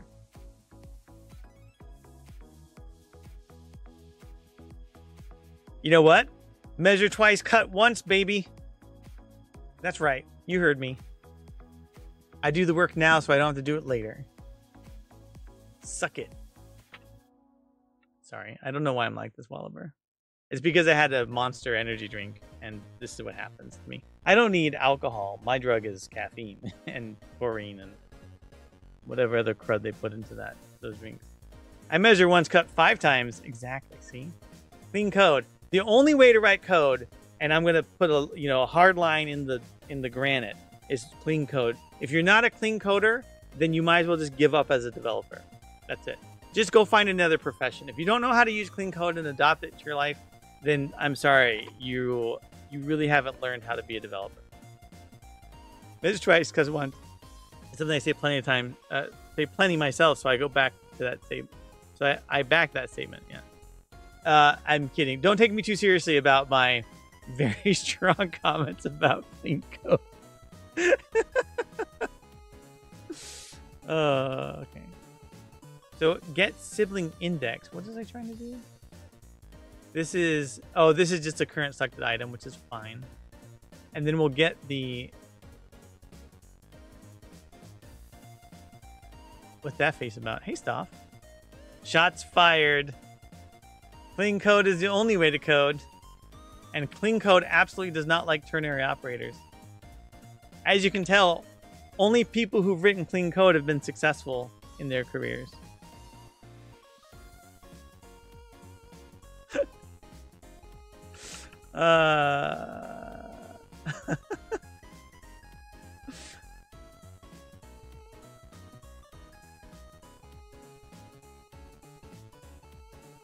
Can't I do like... Can't they get a filter type by int?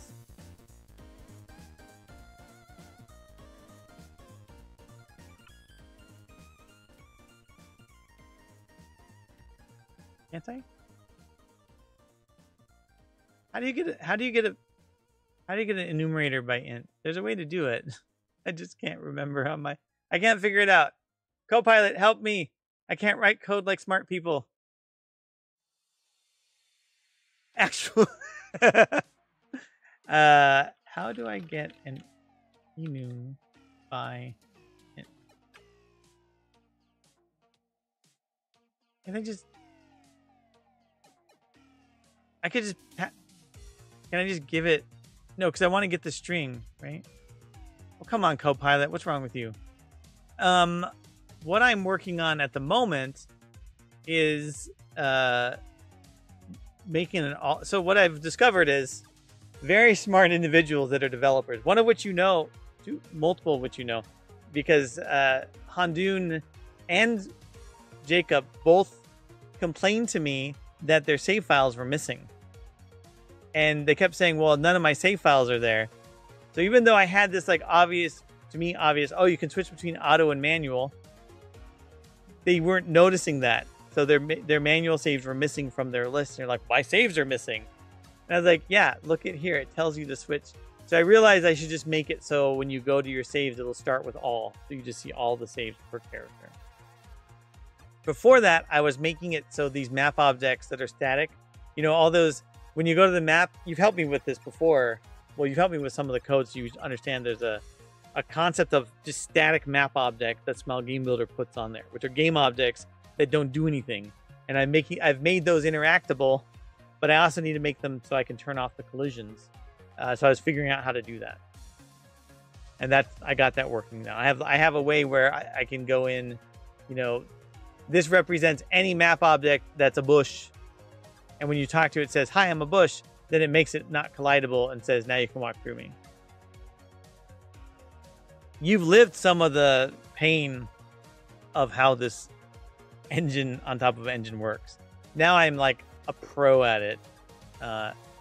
Or like journeyman, and I've figured out some ways to work around it. Unfortunately, Copilot has not figured out how to work, which is sad. I guess I'll just skip that for the moment. I'll just go at ChatGPT, which is the same thing. I know there's a way to do this, but my brain's just not working. I think I do parse enum. I think that's what I do, right? So I do like var filter type equals enum dot try parse, and I'll just try parse an int, right? No, I can't try parse it. It needs to be how do I parse it? Come on, there's a way to do this really simple, right? I know there's a way. C# get enum by int.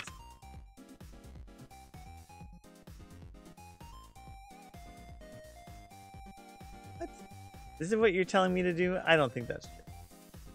I thought there was a simple way to get an enumerator by an integer.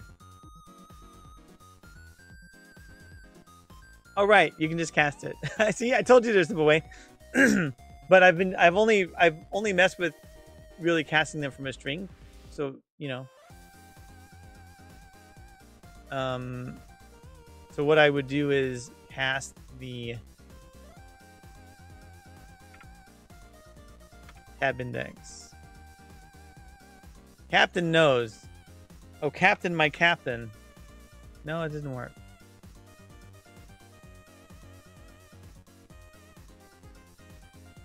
Oh, right, toString. I have to like, okay, we're gonna do this. Var filter type. Just so I don't have to do like nested, stupid parentheses. There you go. So this is just gonna set the filter so that when this runs, it'll filter it. So then if we filter by string, I don't know if I put a case for all. I might have actually added it in here by default. So let's find out. So now what I got to do is just do. So on tab right, we'll do change tab, and then on tab left, we'll do change tab. So this is refactoring, baby. This is how we refactor. Refactor, reduce, reuse, and close the loop. We can close the loop. Look how pretty that is. Leave it to the educator. Yeah, I know. I should have known it better, but you uncovered the underbelly of Twitch. What does that mean? I didn't know it was hidden. Oh, I want to do the current tab index. So we're going to do this. We're going to do tab index plan.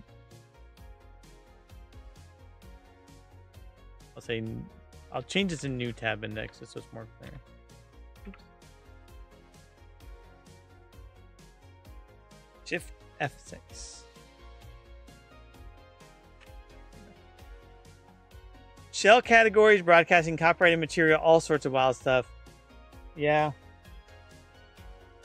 Did you hear the thing that people do where they manage to get a equivalent of a pixel of Twitch onto websites that are popular, and then that boosts your viewer count insanely amount. So if you can find a website or have a website that gets a lot of traffic and gets people sitting on it, you could sneak in a little embed that's hidden, but it's still there, and it would like bump up your numbers. I don't know if it still does it. They might have stopped it, but I was watching a whole video about it. It's like when you go to if you go to a Twitch stream and someone has like 9,000 viewers, but the chat is non-existent, like no one's really chatting. That's usually because no one's actually watching the stream. It's like they're sitting on some website that gets traversed a lot. It could be, but you still have, I mean, that's still like, there are still like news aggregation sites that do that. They put little windows with some content. I don't know what the rules are on it, so I could be wrong about how exactly it works. I'm just saying I watched a video and it must be true. That's all. Hey, Lopar, I'll check you out. Yeah, the front page does that too. You get a boost because just the Twitch front page will show the embeds, and you'll get something. So this should work, right? Oh wait, what's down here? On character changed.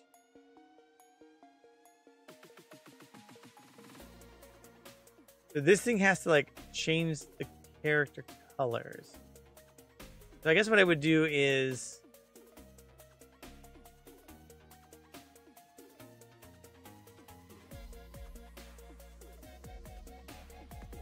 selected color.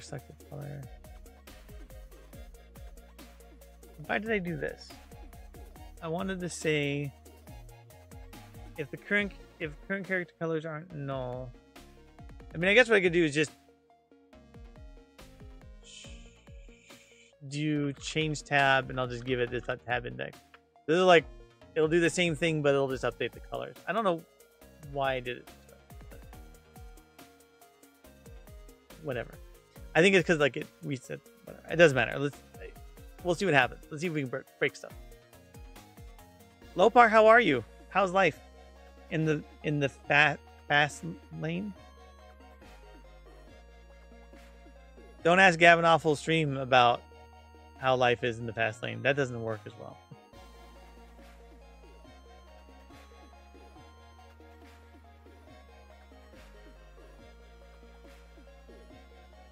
But we will do a rebuild now. Of all the inventions of the last 100 years, the dry erase board has to be the most remarkable. Fun fact: you can erase permanent marker on the dry erase board by using dry erase marker.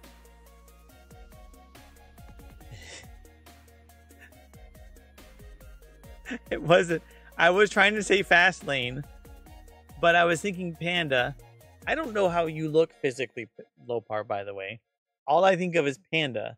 And if I was going to say that for a panda, I would say, how's life in the fat lane? And so in the middle of saying fast, I thought panda.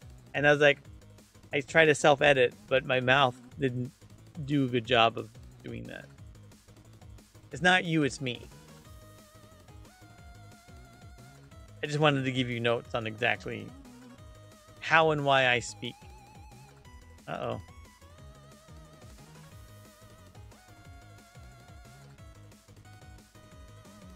I don't know why that bug happens. This might cause an issue.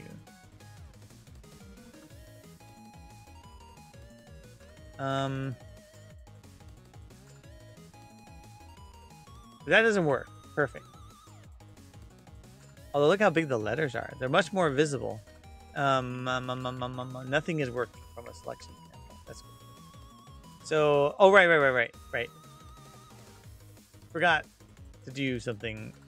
And maybe when I write this code, I should stop manually configuring it. But like doing the manual configuration, it's a little trap. Like, I can just drag it. It's fine.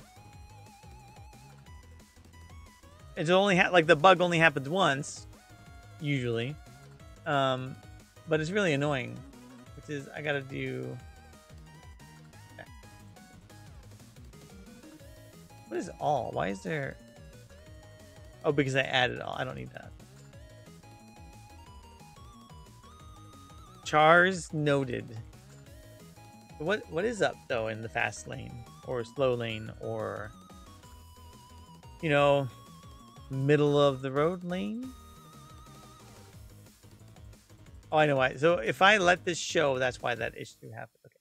So let's hide that so it doesn't give me the error.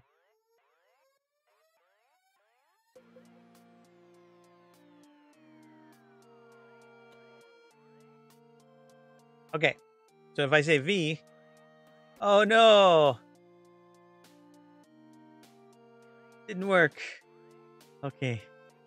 I see, because there's more than one image in here. That sucks. All right. So what I need to do, meow.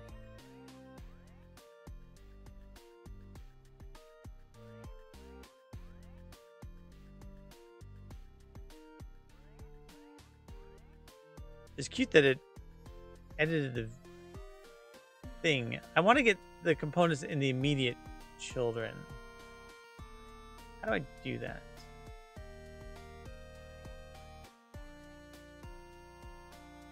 I thought get components in children only got the immediate children.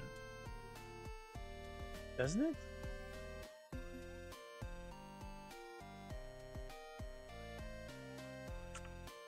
Preload. Nope. Reload. Not much, just playing around with making some impossible non-Euclidean game map. What's a non-Euclidean game map? Can you educate me on better life choices?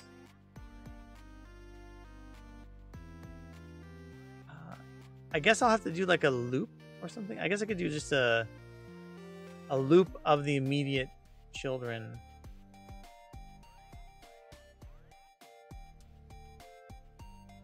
Like for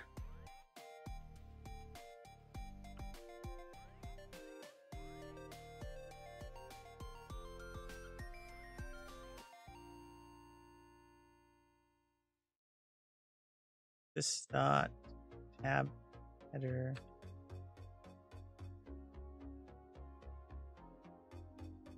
I can just do this, I suppose. So we get the child index. We don't get selectable, we'll just get image. It's the same code, it's just not what I wanted. If image is not equal null, then this dot tab images dot add, and that should be fine.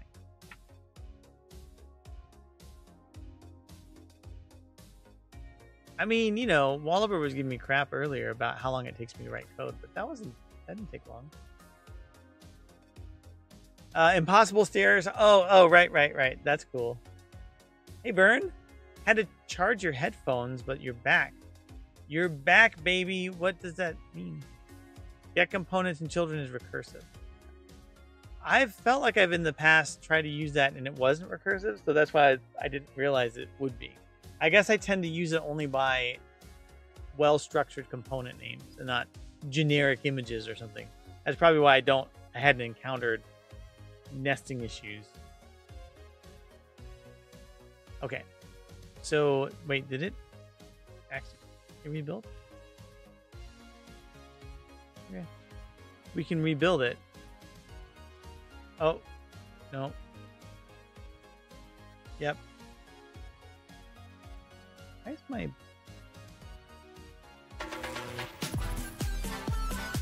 There we go. Thank you for the follow, Jaguar right now. Or are you a Jaguar nurse? Or Jaguar really neat? Or is a Jaguar Ariane a car? Maybe it's a car. It's an animal, too. Maybe you use get components in children, which return the first one and find rather than all. A nurse. Got it. Well, thank you for your service as a nurse. Being a nurse has been a hard time these days. Well, in the last 5 years. Nurses are cool. Sorry. Sorry, not sorry. I don't know why I apologize for saying that. like saying a nurse is cool is somehow mutually exclusive from something else. Okay, so that works, but now the filter doesn't work. That's good.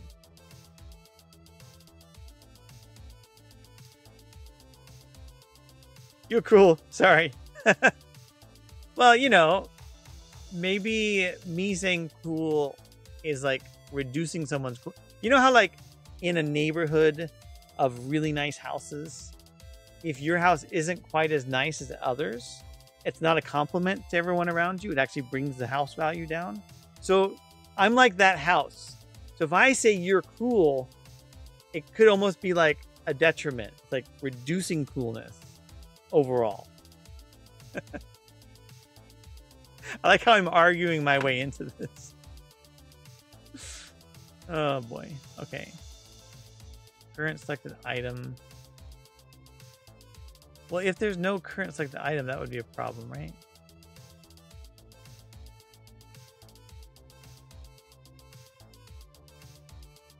I think I've seen you post your dev work on Reddit and Twitter. It looks very familiar.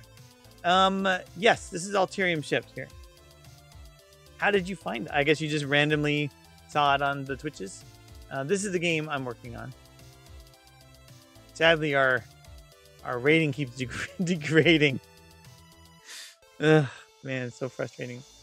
But yeah, this is a game we've been working on for ages, and I've been streaming. We have our like Dratzy Twitter and other things.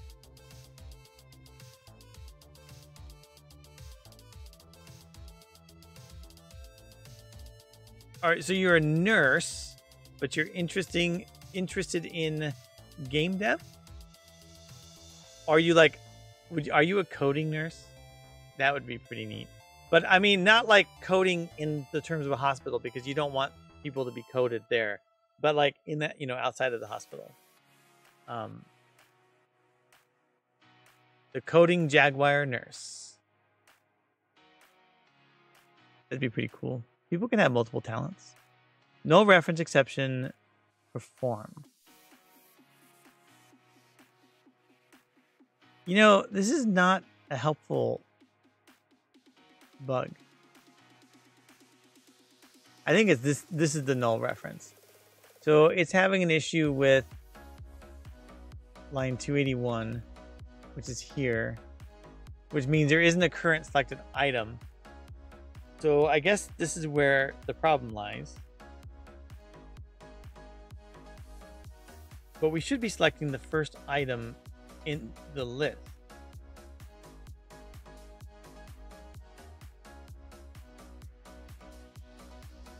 So when we open the save file, it should be selecting it.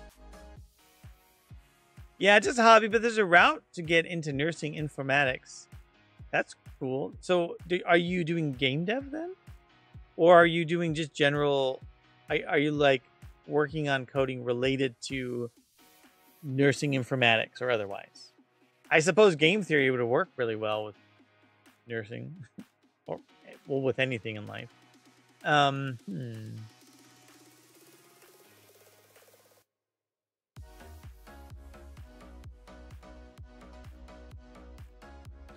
On window opened, select first.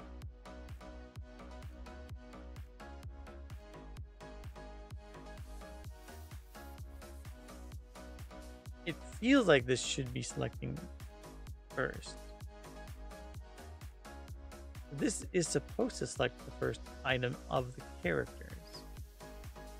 Then it would be...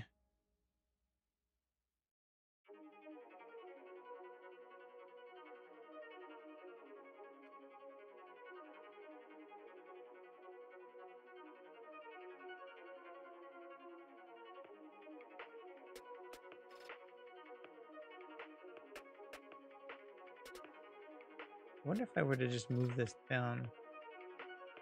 No, it's not selecting these. Is the problem.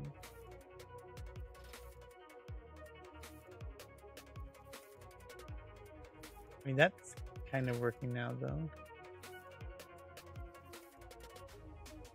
These are the manuals. Those are all auto mixed with manual. Okay, that works. Slowly putting together a game using Unity as well. So I was searching Twitch to see who else is building with it.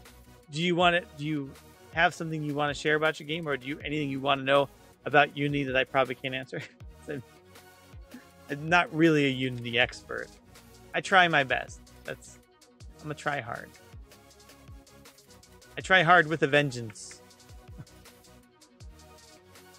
Okay, so that does work, but I think what we should do is whenever a character is selected, it should select the first item of the list after the character is selected. I think that's what should happen. So if I go back up here, it shouldn't deselect the first item. It should. Well, maybe it shouldn't. Okay.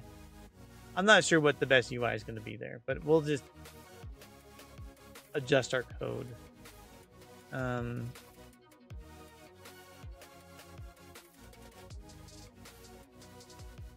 We'll do change tab. So what we'll do here is if we don't have a current selected index, save slot list select last. I wonder why it selects the last versus the first.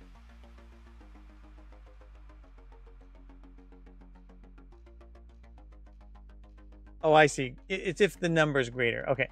So then we'll say if what's null? Current selected item. So we'll say var current. I wasn't seeing this issue before. Maybe I was actually. This is the thing I was seeing before and I didn't fix. Okay, let's try this again, shall we? Go back here. Select it. Fine. Okay. We got this. It's okay. Don't worry about it. Everything is going to be okay. So if we don't have a current selected item, then we will just leave it at 0, and then that will be okay. We'll format our code, and that should be fine. So that should fix that weirdness. Speaking of weirdness, how many times you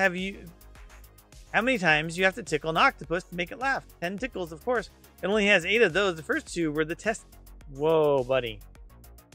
Chill out there, dad joke machine.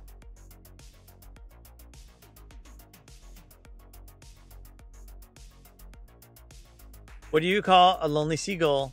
A single. Oh, single. Like, why is the seagull full of sin? I met my boyfriend while visiting the zoo. There he was in his uniform.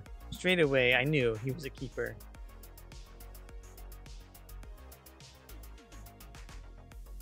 It could almost be like a good beekeeper joke, too. Versus a zookeeper.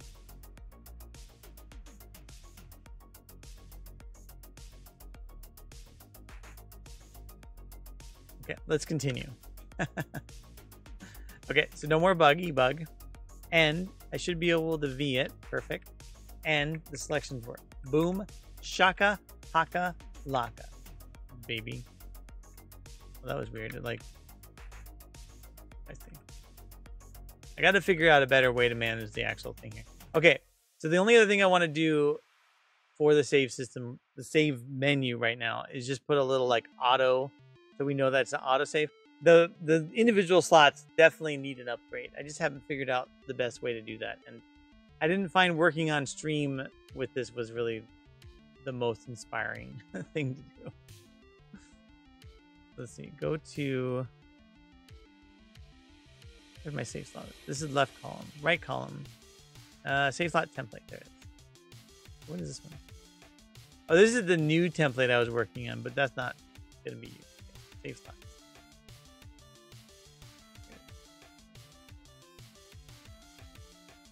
2D? 2D or not 2D? That's the question. Oh, that's adorable. Why is it not showing anything?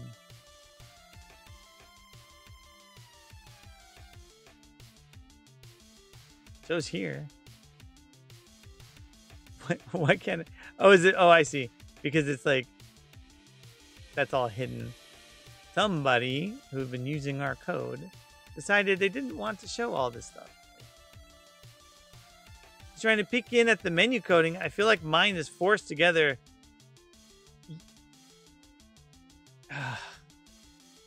Uni doesn't really give you good ways to do UI menus. I think that there are some assets out there that would be good for it. I basically ended up turning a lot of the components of menus into my own components. So I had like a consistent structure, because Uni's all over the place with how you would move a cursor around or something. If you're using a just mouse clicks, that's great. But since I'm doing controller support and it's like a retro game, that's why I have the little finger thing. It's been a very special experience. Okay, so here's my template. What I could do somewhere here. Where could I put the word auto on here? Top right corner? Left corner? If I put it on the left, it'll be like painfully obvious that it's an auto save, which might actually make sense. Perhaps.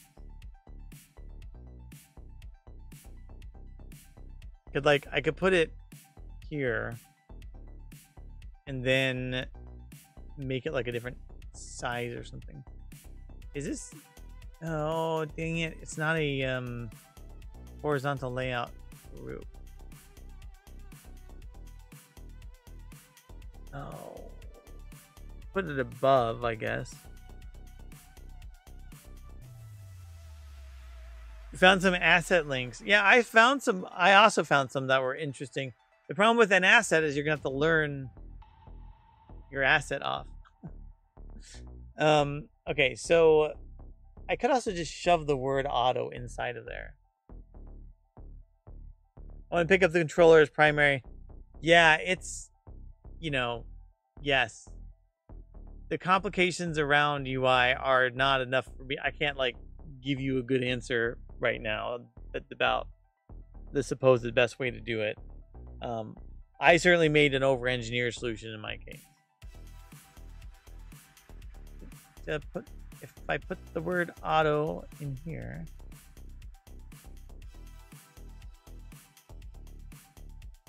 I'll hide this one right here for now. I mean, that could work. What I can also do is take the location and turn it into a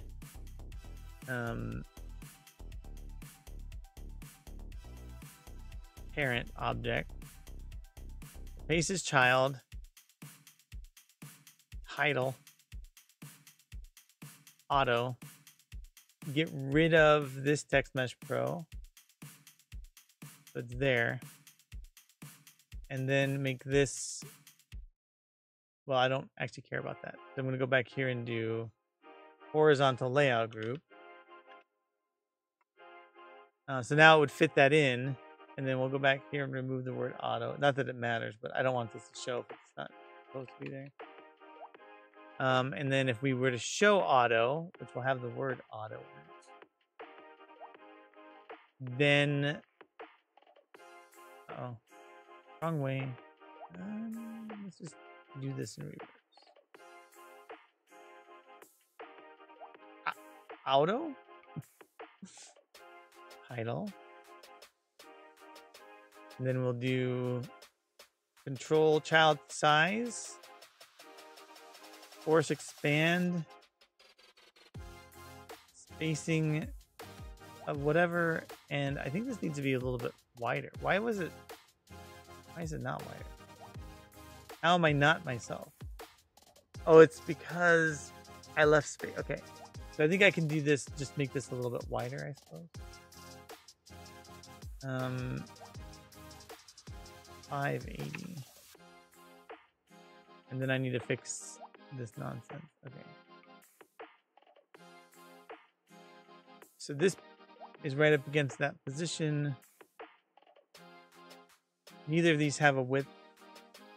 But I did add spacing, which I need to remove. Upper left, we'll do middle left.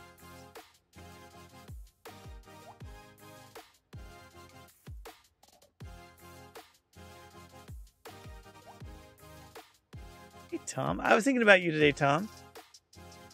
I was thinking about you because of Paw Patrol. Because my youngest still watches Paw Patrol, and today she was watching it's the one with the motorcycles. The cat, is it the cat one? They're like really fancy suits. And it was Chase doing his thing, and he does like jump and a trick. And I chuckled, and I was like, I want to ask Tom Sutton how much involvement he had in that. In that, like, hey, this is what we're going to do. We're going to make a jump. I think you said there's like an art director or someone who actually decides what the action's going to be, though, right? Let me see here. So this position is here. This position is just off. Oh, I see. I wonder why it got off. That makes me nervous. Somehow this position got off. Let me see if I do this. Okay. I don't actually know how that got off. Maybe me changing the width affected its position. But this doesn't have a layout group of any sort. Weird.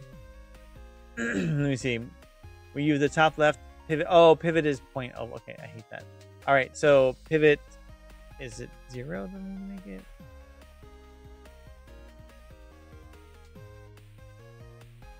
Yes.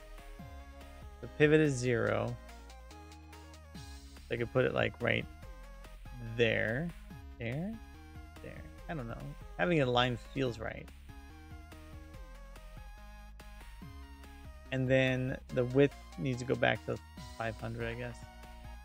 No? 500 and something. 550?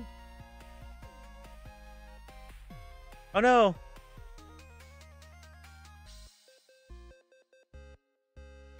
Thank you. Yo, Tom. Well, the show is storyboarded and laid out with camera, characters, props, and environment, and then it gets to us, and we have a lot of freedom when it comes. But we kind of got to follow the plan. So, who decided that it was going to be like a jump trick? So on the storyboard, is it? That's what it says. Like, oh, we're going to make the character do a jump, a trick in midair. I chuckled, and my daughter was like, why are you laughing? Because she thinks it's really cool. And like, it's not that it's not cool. I just laugh to think of the fact that they're adding a trick as part of the thing, and it tickles me to think that I know the person who works on that. That's it. Thinking about Tom Sutton makes me feel tickled.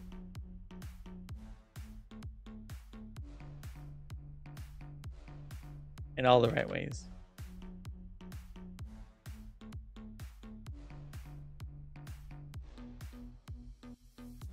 I mean, that kind of makes it clear, right? It would show up.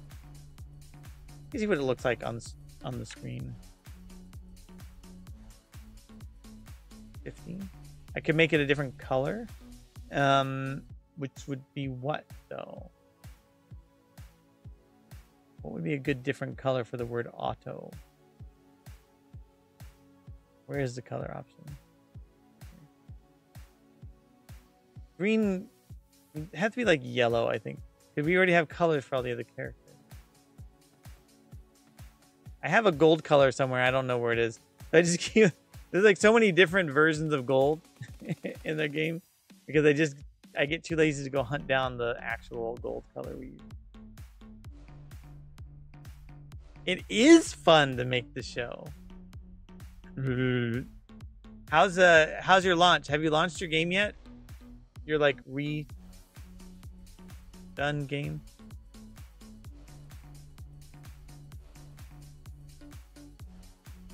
$20.19. Anyone else going to PAX this year? Just asking for a friend. I think I'm going to use this for now. This will be, acceptable enough for the moment. I just have to fix the problem with like the dates and stuff, but whatever. Patchy Matchy is on pre-order. Your face is a pre-order. I don't have a Game Boy. I got rid of that years ago. Do they have like modern Game Boy emulators? Like physical devices where you can put different types of Game Boys? You'll just have to buy one. I'll just buy the game and put it, and then when I see Tom Sutton, I'll ask for a signature. Okay, so we have the save slot template. Look how much work I'm getting done. So much work. I think it's save slot.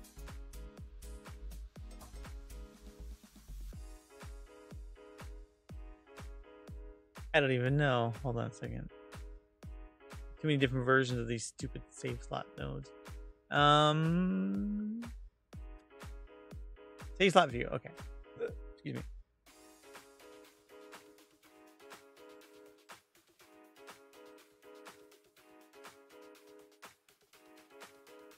Number text, title text. Where's the text?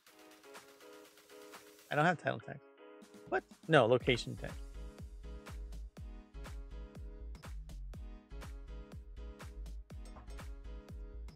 I don't really need the text. I just need the game object. Auto. I'm just going to make it show or hide. Yeah, that's what the Moderato Chromatic is. It's a physical Game Boy clone. Okay. You can set one up pretty easily with Python. I could get the game just for my computer. A physical device that does Game Boy. Analog Pocket is an option. Do they have one that does like all the things? So they do like old Game Boy, new Game Boy. Like Game Boy Advance versus Game Boy Color.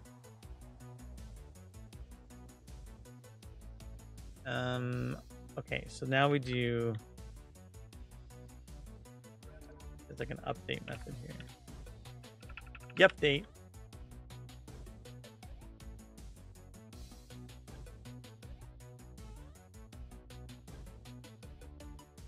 No, I'm dancing. Just gotta do it.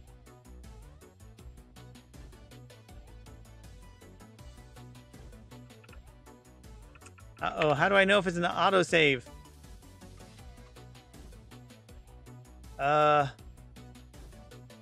I don't know. I mean, there's a way I can know because I have a way. I have a way to know this. Filter.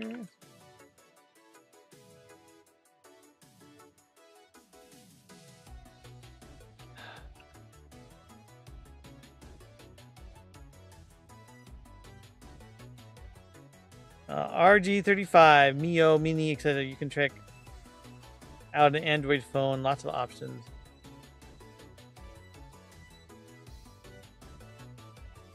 What I would be, but like if I were to buy a physical, so those ones you'd be able to do like a physical thing inside of it.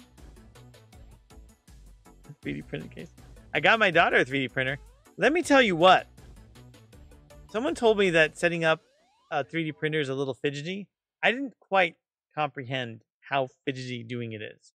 And I got this, we got a Ender 3 version 2 because it was on sale because the new version was coming out. And first, just setting it up was a pain. The instructions were like 2 pages. There were more instructions for doing like a basic IKEA furniture than setting up a 3D printer. Then they have a video, and the video is unclear, and you're like, I'm trying to like pause it and look exactly how the person's holding it. And then I get it all set up, and then I have to get to the leveling phase. And I couldn't level it properly because I had to move the little knobbers too much. It doesn't have auto leveler. Then I discovered it's because the limiter at the bottom was, if you guys know about 3D printers, great. If you don't, sorry, I'm telling you stuff you don't know. There's a little thing at the bottom of the track that the device moves up and down on that tells it to stop going down. Well, if you want to do this right, you got to move it as far down as it goes so that when you level the plate that's responsible for starting the drawing, it's at the right spot. So like it just took so long. And then I started getting it to run, and it like it got 30% through, and it starts this horribly loud noise, like me. And I thought it was overheating. And thankfully, Jacob was there to help me, and he's like, well, look on the back, and there's a voltage switch that defaults to 220 volts, which is for not US-based plugins. So I had to switch it, and then all of a sudden it's working. And now it works. Now we printed the test print, and it worked. Those are for one that plays real cards. There's an analog pocket, and yeah, I got it. Oh, printers are a nightmare. There's fancier ones now, but they cost an arm and a leg. Yeah. Well, thankfully, you can then print your arm and leg back after you buy it, I suppose. Anyway, filter by stream. So I need to do. So it has to be the save slot filter.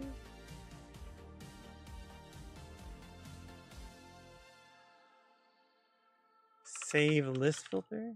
Save list provider. Okay.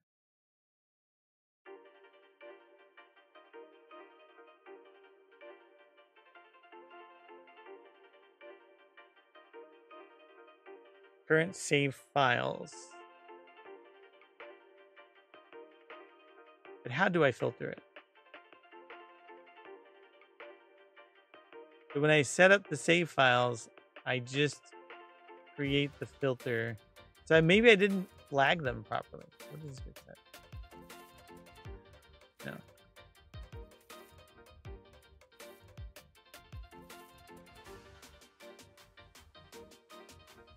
Where save file data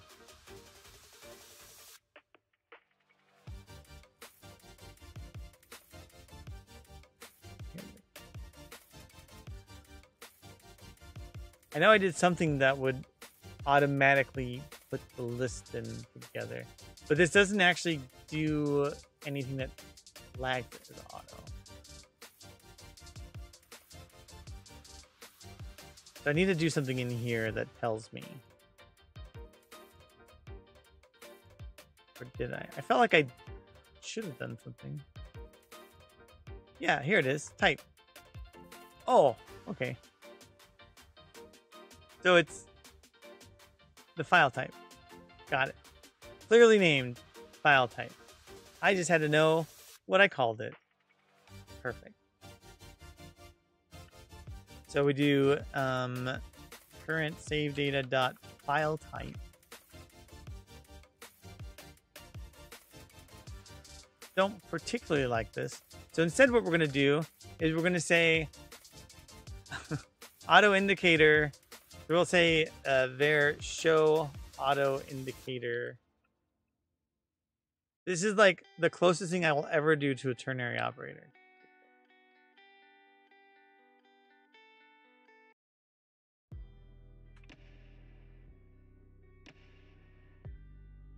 We don't need if statements.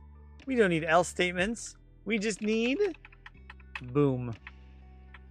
See, it's not a ternary operator, and it's more readable, I'd argue.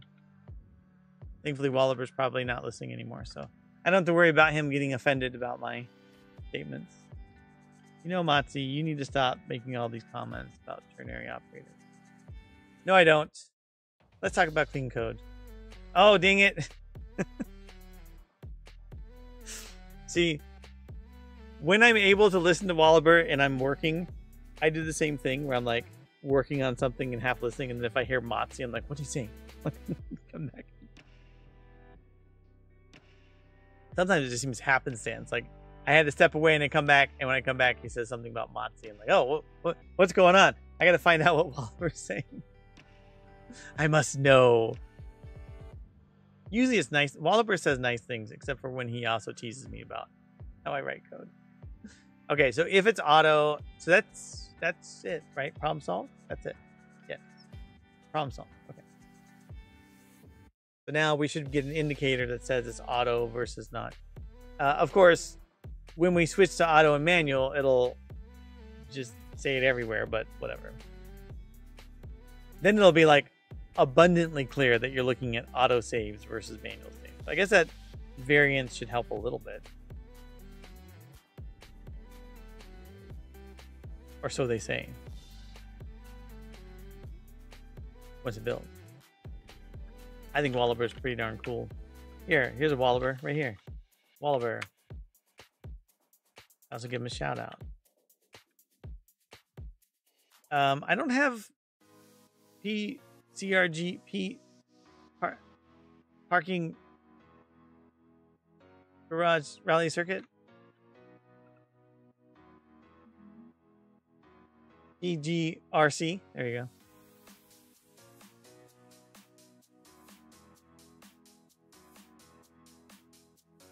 That's the game that he's been working on a lot, too.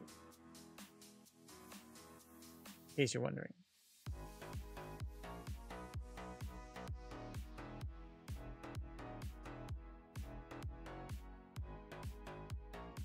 Thankfully, Mendoza hasn't been here, so I can say Wallaber as many times as I want. Wallaber, Wallaber, Wallaber.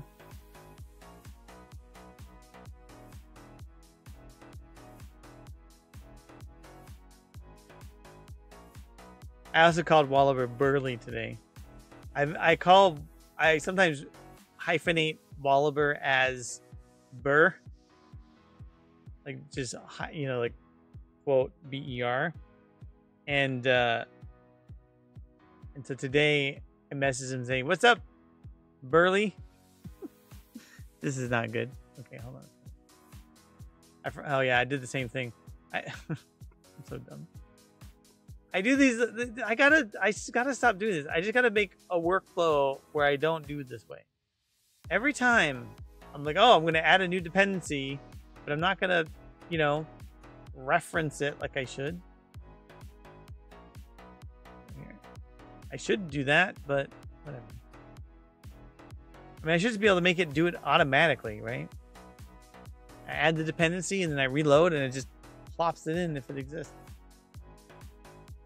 I know there's some library someone made that does that.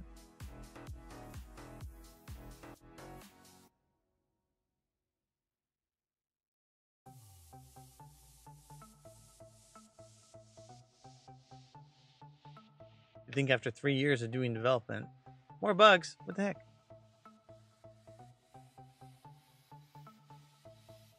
All right.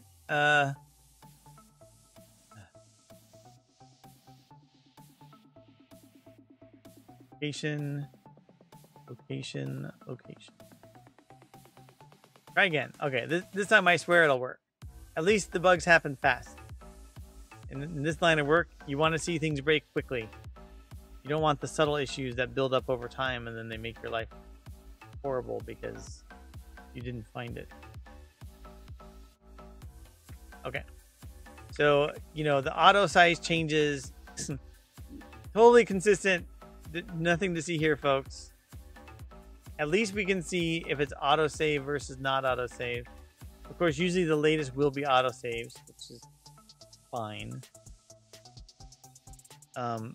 I guess not, though, because I'd have... Yeah, so you can kind of see the mixture. I mean, that's, you know, it's fine for now. I'll probably need a way to make it so it just stays 100% consistent as opposed to changing size. I really don't want it to change size like that for auto. So what we'll do instead is won't control the size. In this case, size matters. So we'll say don't control the width. And I think that might actually be fine. The width is 55? Sure. 55 is a good number. I can't drive 55. I guess we'll leave that at whatever weird number that is. Why would that not be magical? It's 485. I think that will just keep it as it is.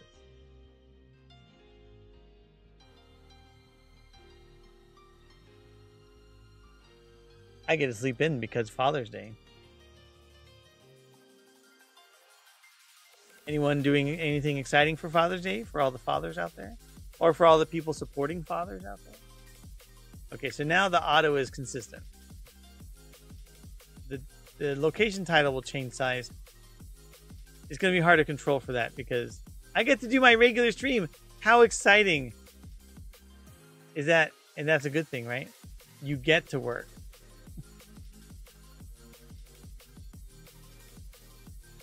Yeah. So this will make it a little bit more readable. It's a basic usability. And it'll tell you the difference between autosaves and non-auto saves. Uninterrupted even? Does Walloper get interrupted a lot? I don't think so, does it? Sometimes. Actually, on Father's Day, it might be more likely to be interrupted because kids want to say things like, Happy Father's Day. No one told me that this isn't perfectly aligned. How dare? We've been sitting here all this time with the... Oops. With the characters not being perfectly aligned. That's disgusting.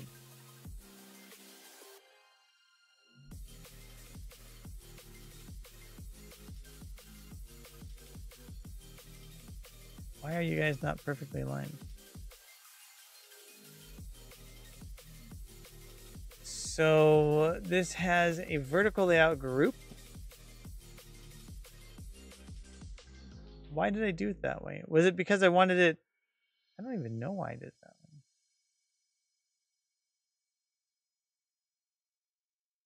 Did I just not pay attention to what I was doing? Possibly. Well, whatever. Okay, anyhow. So we got that one solved. I do have more sort of save window things, but I think that's the last thing I'm going to do with the saves before we do the next release. Because that's a lot to deal with. My streaming list. Hey, system. Tactics returner. Oh, what link do you want to share for your game? Because you don't have it on Steam, right? I don't have your game in my command bot thing. I tried to put it together right before I streamed, but I didn't see one in Steam for you yet. Unless it's on Steam and I'm dumb. Oh, sorry.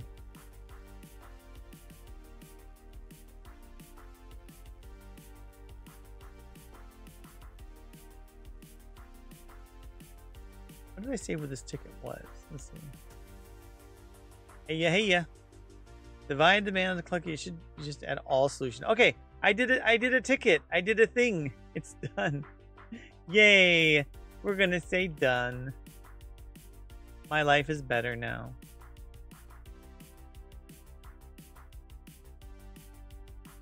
Ticket completed. All right, no need. Then I won't share anything about tactics returners. I might share your.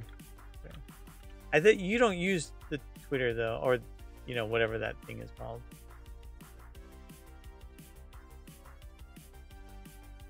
Still gonna share it. Do you want me to show you anything? I'll show you all the things. Tell me what you... I got lots of stuff going on.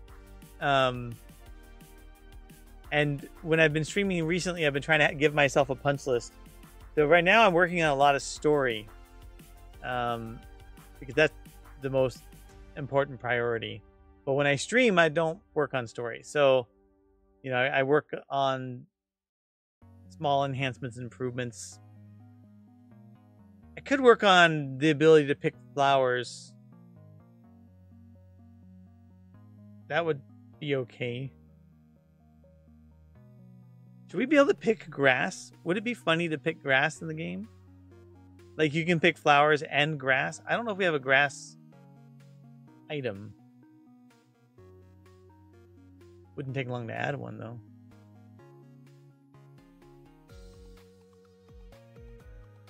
Edit game data, let's see.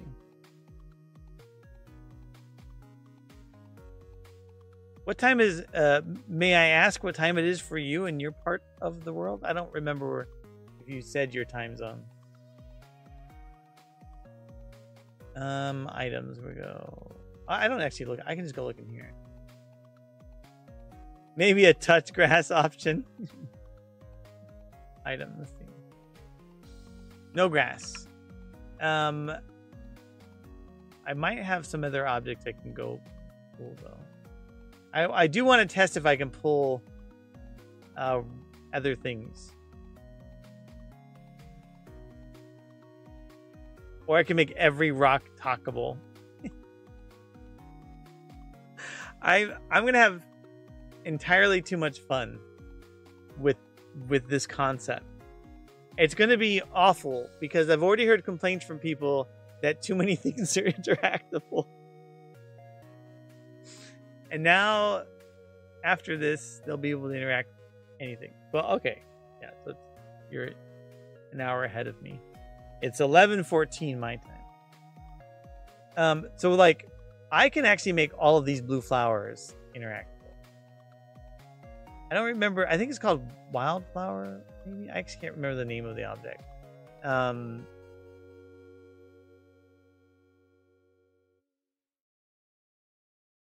I should probably check what the object is.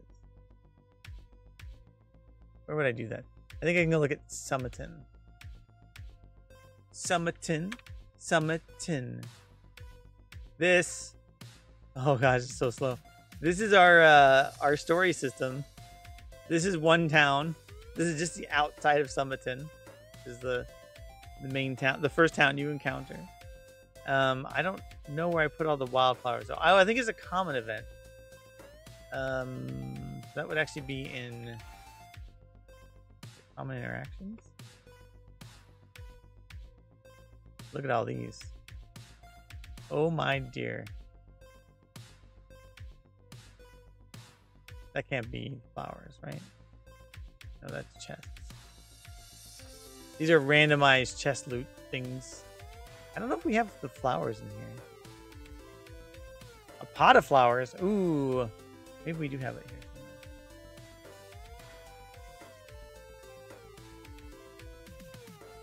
I wish I remembered where I did this. Yeah. It'd be a little hard to find things because I didn't, the evolution of our system has gone through many different variations.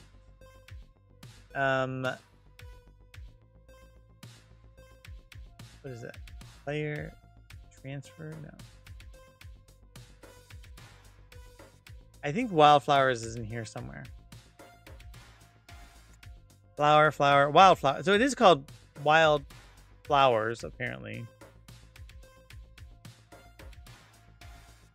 And that'll be somewhere. Default.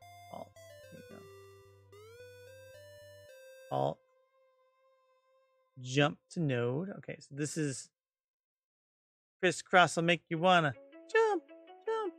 I don't know why this doesn't have some weirdness in there, but so we want to find where the wildflowers are. Flower purple. Is that what it is? No, wildflower. Okay. So it is called wildflowers. That's the name of the object on the map. But I don't think that's actually... This is a system. This is the Smile Game Builder.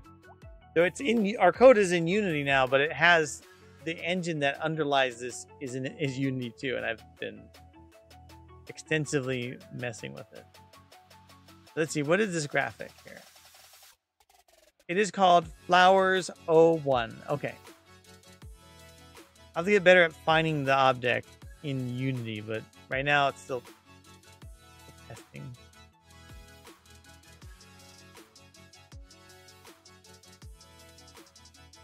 Okay, so let's add a map object event. And then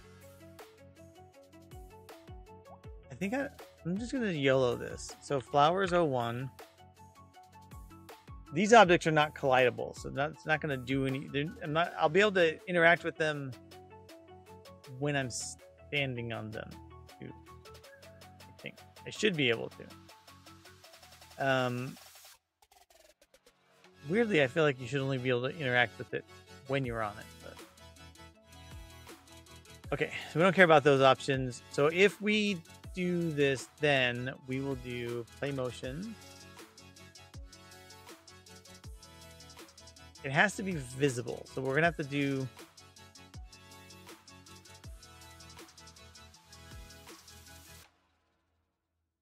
I'm gonna have to figure out a way to trigger this. You actually bought. Oh yeah, we had talk about it. You purchased it in the past.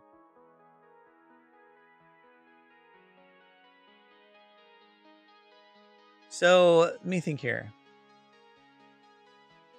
One problem is we're going to need a way to disable the state of the map object.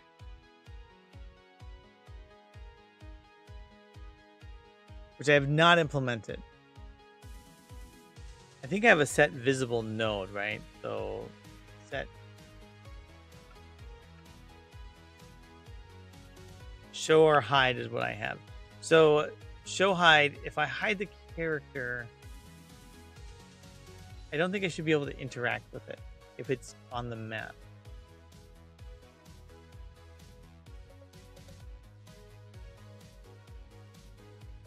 Although I don't know if that's true. So let me think about this. So I need a way. I don't have a good way right now to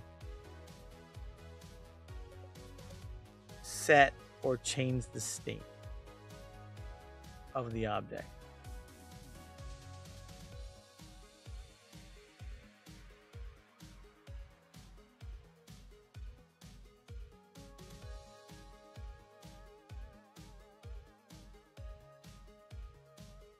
How can I test this without doing a ton of work?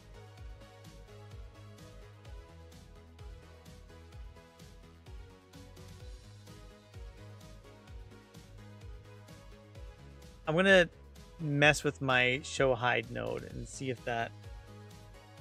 I don't know if it's the best way to do it, but I want to be able to test this. So, this set character visible calls this script builder thing, but I don't know if I want it to go this way. Let me see here. So this is like the smile game builder set visible.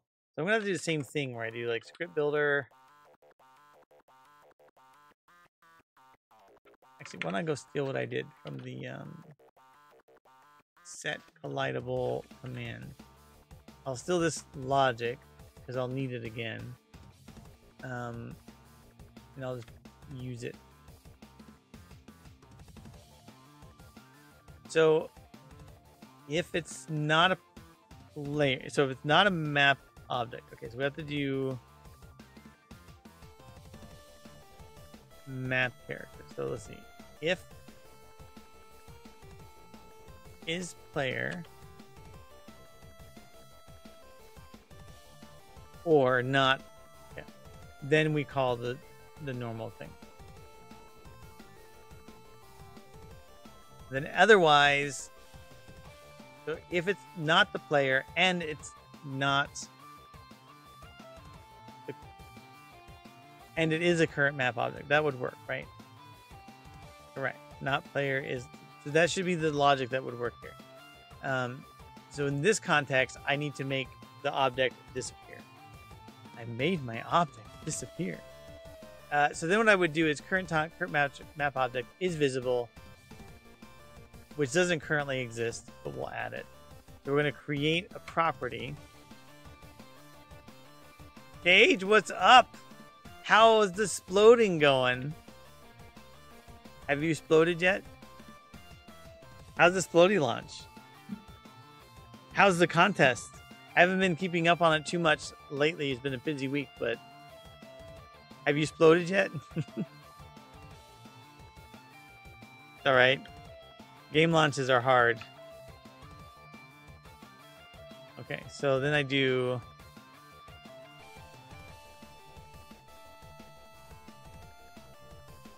game objects get active. Yes. That should work. Motzi stream in late. Yes, I'm late. Sorry. How are you doing, Cage?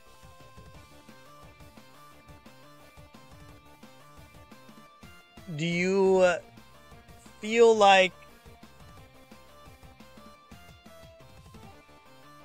I don't even know how to ask you how you're feeling. I don't know what, like, I looked at some of the initial stuff as you launched. It looked pretty cool that you had 150 people, like average players. That's pretty sweet. There's always something stressful. Yeah, I mean, like, then you start getting bug reports or people, you know, saying just whatever, you know, giving feedback, unsolicited or otherwise, which is not always the most fun. I get it. We haven't done a full launch. We've just done early access, and that's bad enough. The worst part is people who go and like buy early access expecting the game to be done, and they're like, "Oh, it's not a complete game." It's like early access. It was like part of the thing. Early access. That's how it goes. Do you not know how early access works? Okay, so now I want to say if we find a game object. And we say if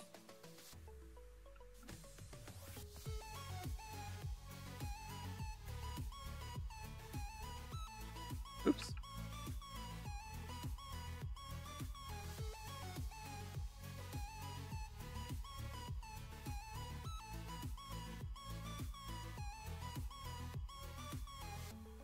Some people on Steam are just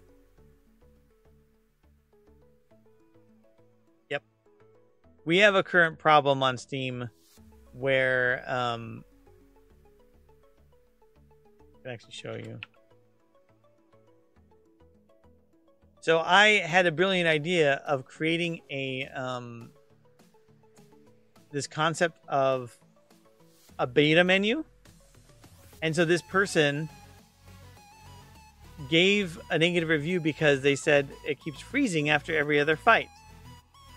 And it does do that when you enable enhanced battles in the beta menu, because it's not, there's a bug in it or something. And I like, just for Sandy's sake, because I thought I've heard this complaint a few times, I went and literally set it up on a brand new Steam account just to make sure it was not enabled by default. It's not enabled by default. So this user went in and turned on a feature that's beta and started getting bugs with it, and they didn't reach out, they didn't come like find support. Literally they just said, no, this sucks, I'm getting freezing after every other fight. I was like, I can't do anything with that. I literally can't do anything with that. I even put a developer comment and they haven't responded. It's like, and they probably won't. They're gonna see my comment and do nothing. They're like, that's too bad. YOLO. Your problem, not mine. Nice last map object. How does this even have a last map object? That's weird. There. Okay. So right now I have an implicit solution, but it's not my favorite, but I'm going to deal with it. Right to Steam reviews. I know. It's just like, I just can't. I mean, it's really exhausting. I don't mind helping people. It has given me so much perspective on how reviews work and how to provide customer service. But just some people just give you negative reviews just for the jollies of it. And I think people generally assume that game developers are like a group of people. Your studio has like more than just two people or one person in some cases. And so they're acting like we're some big company. We're like, there's two guys making a game. Maybe give us half a second of benefit of the doubt, please.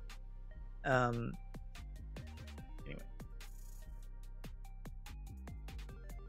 I don't need to change rotation. We'll do 0.5 seconds.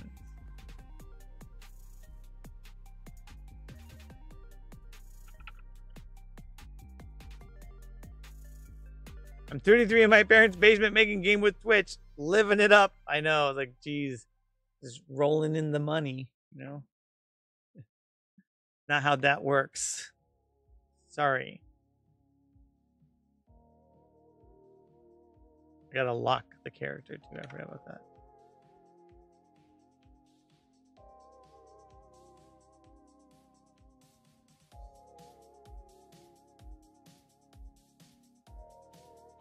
I mean, to be fair, they're paying for, and they're paying for the game, so that justifies giving reviews.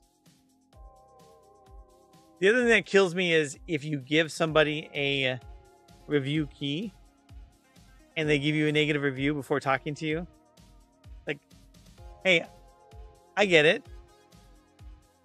And a lot of those people like ask for keys. Like so you give them a key and they're like, okay, well, I played the game and now I think the game sucks. So like,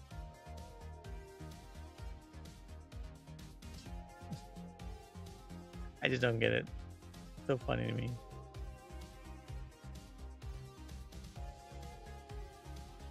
It's like they're duty bound to give a perfect answer. It's like, guys, come on. Reviews have impact. We had someone go so far as to make a whole video. Like, well, they gave me the key and I didn't ask for it, so I figured I'd play this game. Now let me tear apart this retro game that doesn't have all the retro features I want. Or doesn't really look retro. And I didn't really care about it, but Jacob was like, yeah, man. He said something like the guy had really good points, and I watched like, no, he doesn't. He was using our game as a reason to complain in general about retro games. No, like there are points he had that were valid if we were actually at the point of our game where we had polished things. Like, oh, these resolutions aren't all perfect, and like he was just criticizing things that just didn't matter, right? But he was doing it from the perspective of his like, here's my point of view of the state of retro indie games. And here's why my point of view is right. Look at this example game and let me back up my point of view by criticizing all these things in this game. I think he made something called like the retro RPG Uncanny Valley or something. And it's like, making a term and name, and his term and name for himself involves criticizing games that don't fit some philosophy. And it's fine. Like, it wasn't like a YouTuber that has tons of followers or something. It was an okay, like 500 followers or something like that. But it was just like, it was just annoying. I don't know. Someone spent that much effort to criticize it for getting a key for free, Obviously, I remember it. I don't hang on to it like day to day, but it just brought up the memories. Okay, so if this works, I should be able to pick my flowers wherever they are.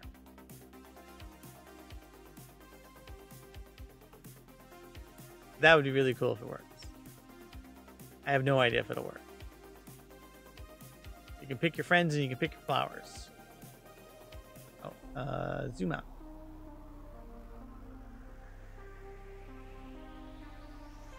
I gotta make that cursor go away. Why are you taking so long to load? What the heck, man?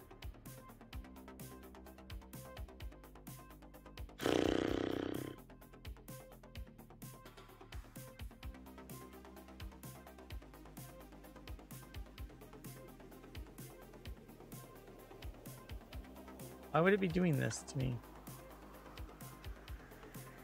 I thought I made it clear out that stuff. Let's see.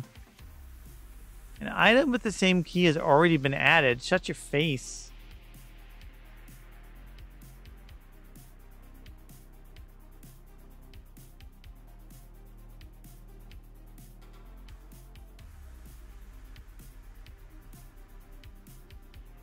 So we're saying if we get the component,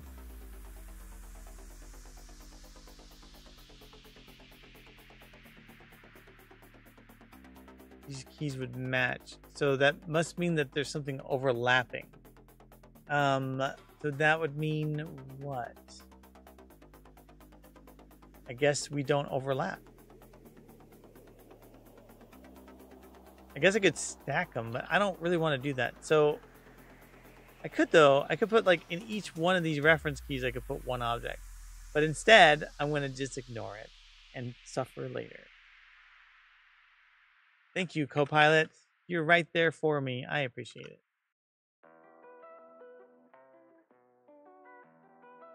Good old Copilot, always here to help. Something about the way that loading took makes me a little nervous.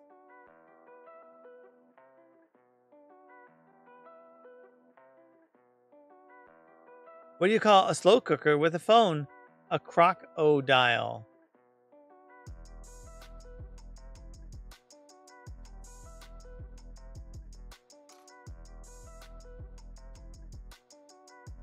It doesn't have anything about the amphibian in it, though.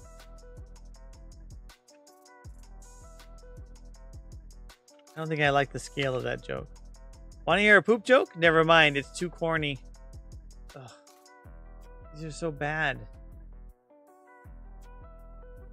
That's even me saying it. Anyway, let's see if this works. Let's see what else we can break.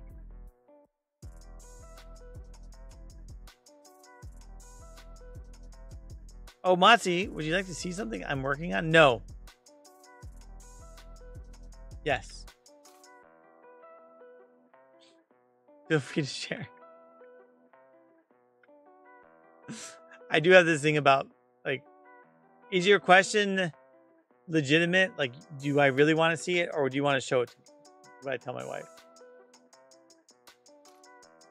So, come on.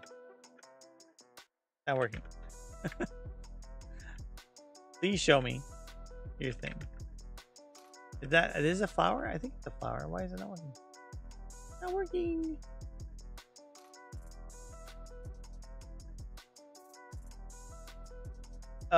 Is visible. Yeah, no, is visible would be the same. Okay, so let me see. I mean, I like to show you. No, yeah. Show me. I was just teasing you. Please show. Why don't you post a link in the chat? Oh, why do you always DM it to me? Why don't you just post a link or something? Can't you just, like, link post it? That's cool. This is your Doom-like game. I like your aesthetic here. And I'm assuming you've adapted it for free movement, right?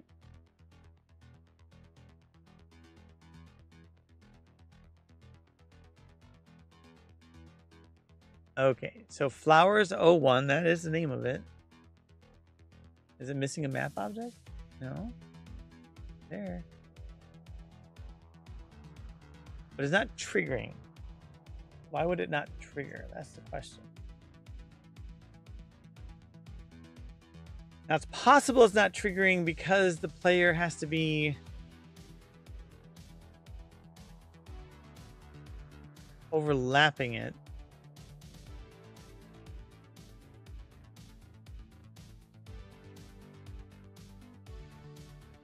I was gonna say it's just gonna simplify for a triad. Sure, that works better. That's a smart idea. Not that that's going to change anything. So why would it not trigger though? It could be that added condition that I put in here. Let me look at my event engine. Check and run talkable script. So it's going to get the hero position, characters, current position, and offset position. If bounds contains current position or bounds contains offset, so that should be if it's on top of it, and it's got to be visible, which should be okay because it would be the base game object.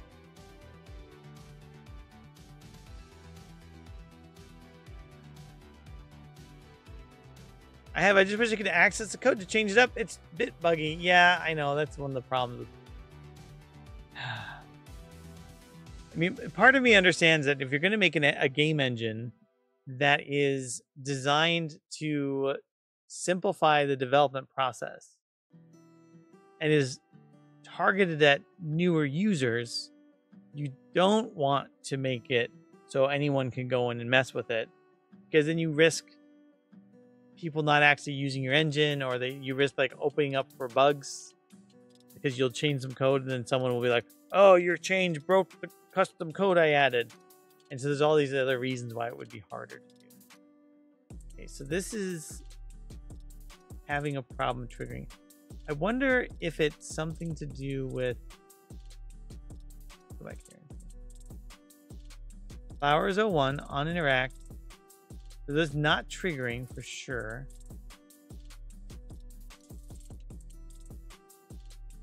But why are you not triggering?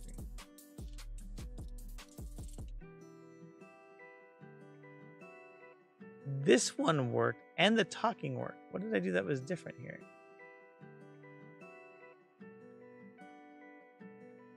Oh, I think I know what's going on. Okay, so I don't think there's any problem. I'm pretty sure these bushes aren't talkable right now. Oh wait, it is talkable. Oh crap. I don't know what's going on.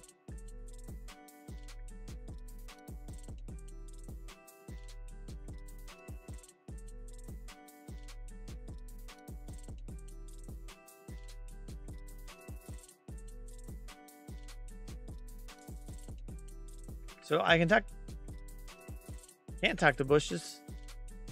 That's good. It's gonna be buggy.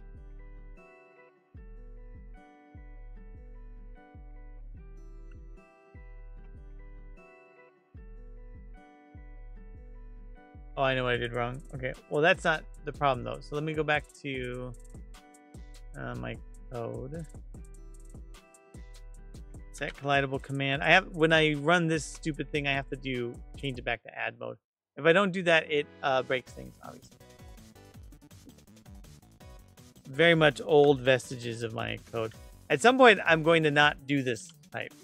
But I'll have to like re-swizzle all of the nodes to do something that uses just purely Unity instead of 13 nonsense. Holy Jitspo!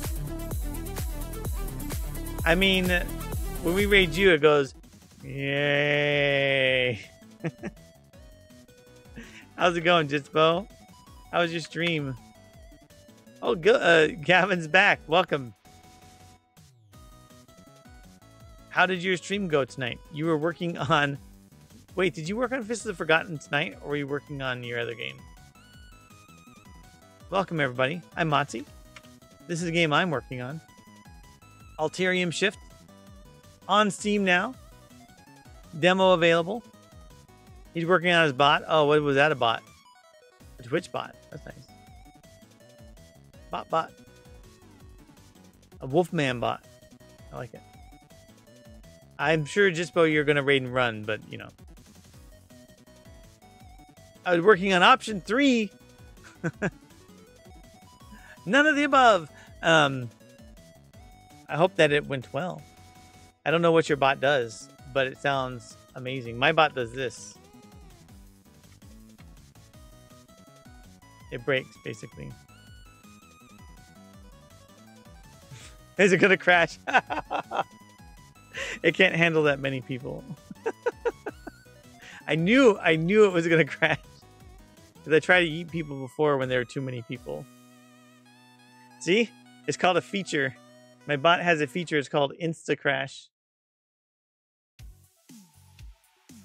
Well, for the fact that I made that, I think 2 years ago, and I haven't touched it for a while, it has many potentials.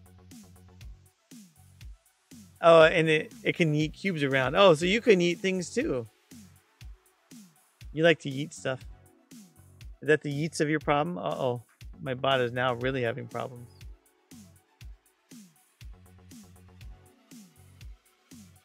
I'm pretty sure there isn't one person in chat unless everyone left.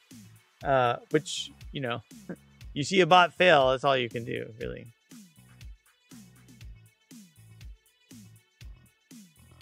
I'm surprised that my code still works, given that it's been there since, you know, ages and ages ago. It's not doing a good job updating right now. There's this weird thing, like when it tries to connect the channel and it like it'll show people. Oh, there it goes. So now you know that it's working because like all those things ran. But I have a very like awkward setup with this. No bot. It's back. The bot's back. It's fine. That's why when I did the shout out, it would show you, right? it'll make your character pop up in front of everything. Right now, it's being slow because it's loading. Oh, I must have missed a shout out. Here, let's shout someone else out.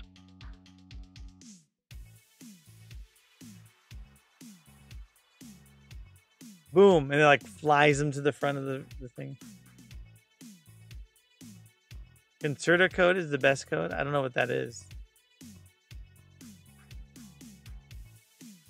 I trust ages old code over code I just wrote. Fair enough. Sometimes. It has really been 2 years, M. Sizen. Hi, by the way. It's been a long time since I worked on this. You can fight things.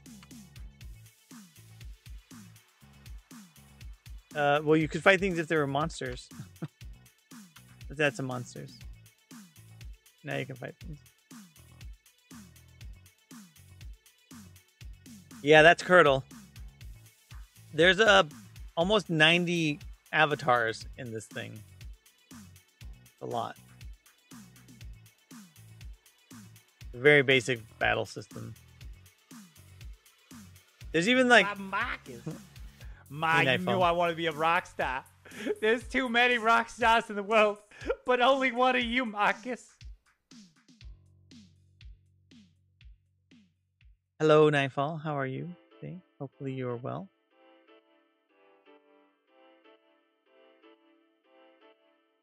Curious why the map isn't loading these things. It is on Interact. It's not triggering. Are there too many flowers?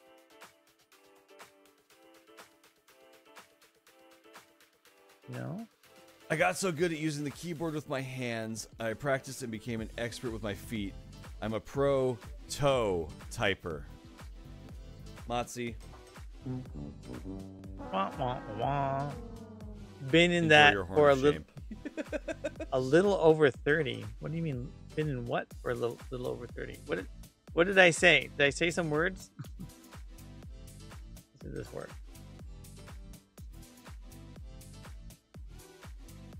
Lurk. Oh, you've been in that lurk mode. I get it. Thanks for the lurk mode. I appreciate it.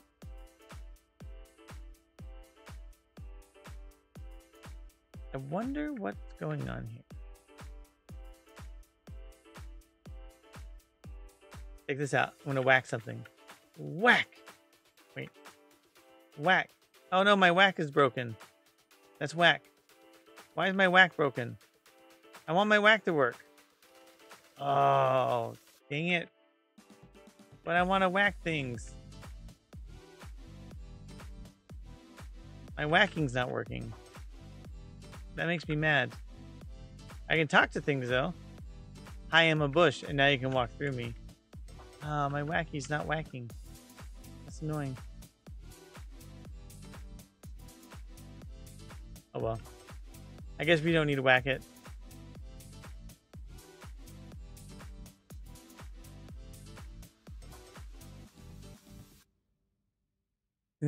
Thanks for your tomato. I don't know how to make that work.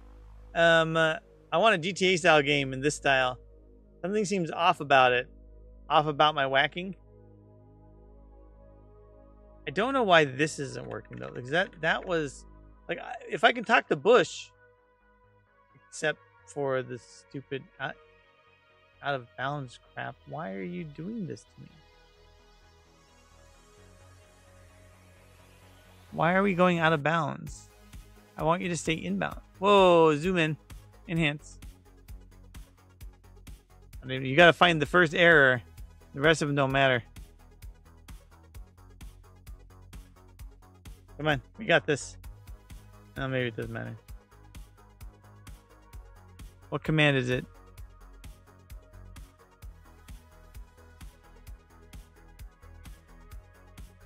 Just add command, but...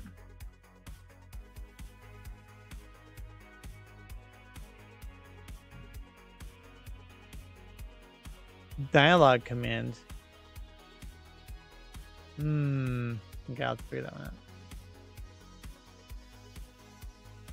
Your whacking's off. Yeah, my whacking's very off. I don't know why I can't whack things off like I was supposed to.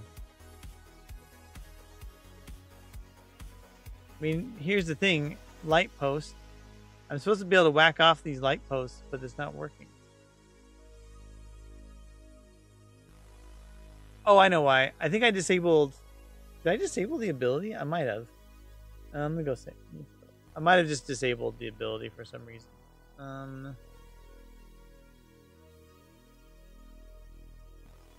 Where are abilities? I can read... Oh, there we go. I can read words. No?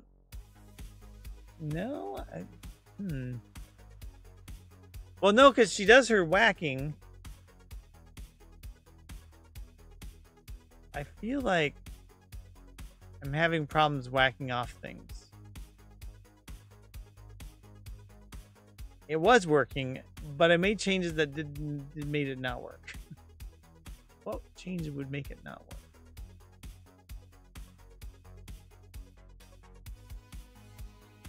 Makes me sad that it's not working. Let me go to the smash ability. Trigger map action, primary ability. So this is the right thing. Get hero direction, trigger. So that's fine. There must be something in here that's causing it. Get character by trigger.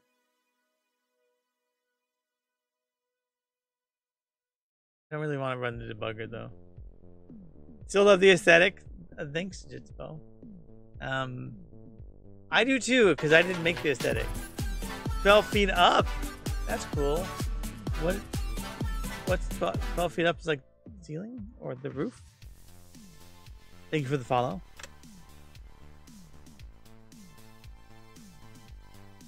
I'm kind of wondering if it's having trouble detecting the location of the thing to trigger, but I'm not fully sure why that would be.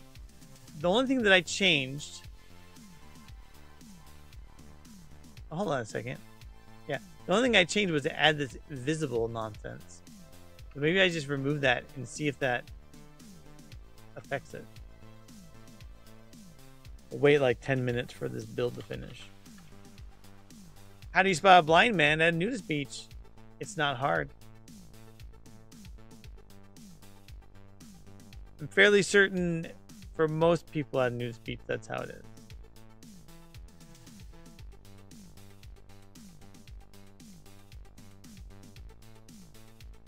In fact, the real answer should be, you just look at his stick.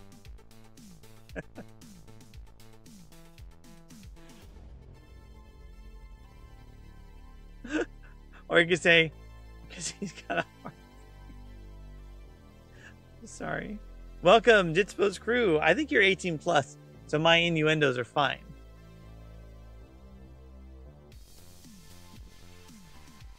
Hope you all saw what I did there. Granted, I don't know if... Well, I'm not going to say what I was thinking. If you're wondering, it sounds like you are. 12 feet up is a reference to the fact that the bottom of my house is 12 feet off the ground. Are you on stilts or something? That's really cool.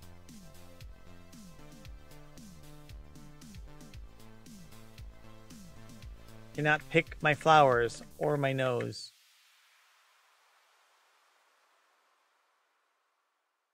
You live in a treehouse? That's pretty wicked. I can walk through you because you're a bush, but I cannot talk to flowers. And that makes me sad. Why can I not talk to flowers? Let me see here.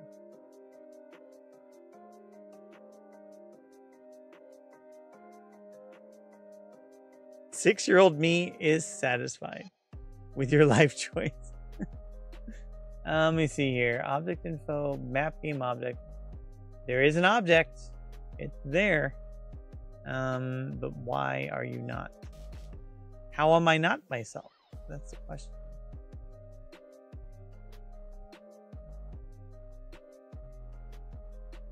So when we set up the map, we get all of the existing objects. I wonder if it's because of placement. Let me see. It's right near other objects. Can't be that finicky, can it? It's not a 2D object. It is a 3D object, so it shouldn't be. Okay, so maybe what I'll do is just for S's and G's, I need to look at a few pieces of I'll put the debugger on. I hate turning the debugger on. Man, when I was a kid, I had all the plans for how I'd build a treehouse to live in with an elevator and everything. Yeah, everyone did. You lived in a treehouse for 7 years? So is it like, what kind of tree is it? Is it like a large tree? I kind of want to know more about this setup. Is it like you have a lot with a tree on it and you built your house in the tree? So you have more than one tree that you put together. So is it like a tiny house in a tree? Because I don't know how you, like, no, it's a mansion. Good old, like, 3,000 square feet. No, 3,000. 30,000 square feet above ground. 30,000? 3,000. 3,000. 3,000 square feet. That's a good size for a house. Castle in the sky. Debugger. I have to go press the button.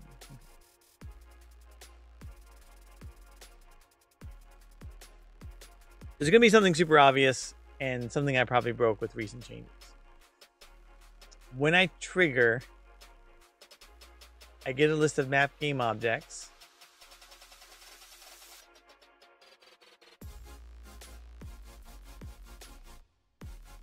And I iterate over that list. So the place I'll want to check, I'll just put something there because I think that's where I would confirm an action.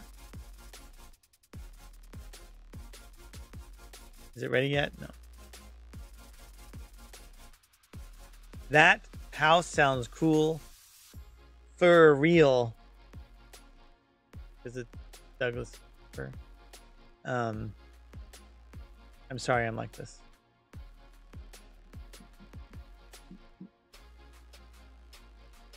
Kind of. Come on, you got this. Let's go. Let's do this. Let's just come on. You can load. You have my permission. Oh, okay. Here we go. All right. So Meow, we want to go. We'll just pick him because we don't care. Maybe I did something where I like disabled. No, that can't be it. Let's try. What do we have for map game objects? 581. That's fine. Not that many. We have trees, tall grass. That's how many objects are, like static objects, are on the map. This might be a particular interesting performance issue I'm going to have to work on. I might have to like auto exclude certain things.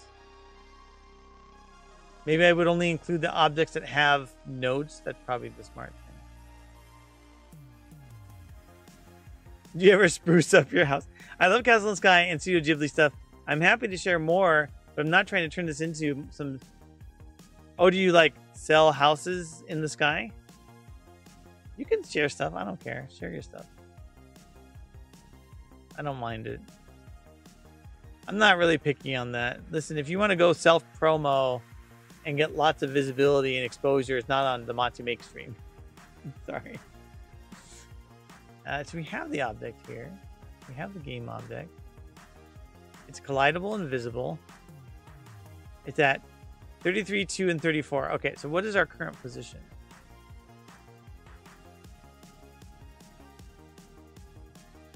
Oh, sorry for the yawn. Hero positions 33, 3, and 49. So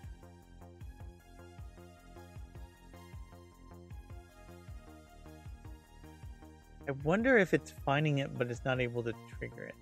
Let's start there because I don't want to go through the entire list of nonsense. So does it find anything? So it does find the object.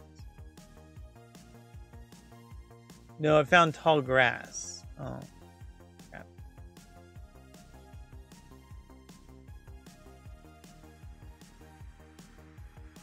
Tall grass. So part of the problem is the objects have a broader scope. So it found flowers. Okay.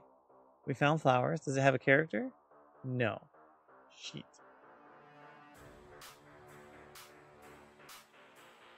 Okay, so that's the real problem. The real problem is it's not getting the map character properly. So I gotta fix that. No, but I'm also a game dev streamer. I'm new to it though. Oh, you want a shout out?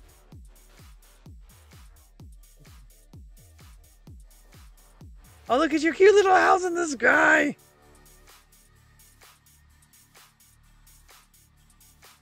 That's your house right there, right?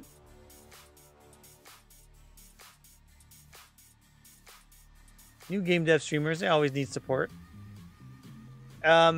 Usually the rule of thumb is just check if you can promote or not, if you want to. Or even then, you probably don't ask. If you start talking about yourself, whatever. But in here is like, if you guys want to share your stuff, especially if you're game dev and you want to show work that you're working on. You got a link to your game and stuff, or your Twitter, or you're using Godot, it looks like.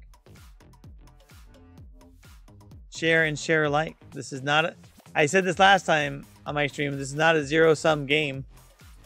Streaming and stuff is not like, the thing is, like, you got to be careful about this idea that there's not blanket permission for people to share on other people's stream or whatever. So you're right, you be careful, but also I don't care. So you can share your link to your game or whatever you're working on. That goes for everybody, except for Wallaber. Wallaber's too cool for school. So what happened here? Why did this not work? It'll be grass and rock and flowers. Okay. So I need to find out why it's not finding it's not finding the node. I think that's where it's struggling.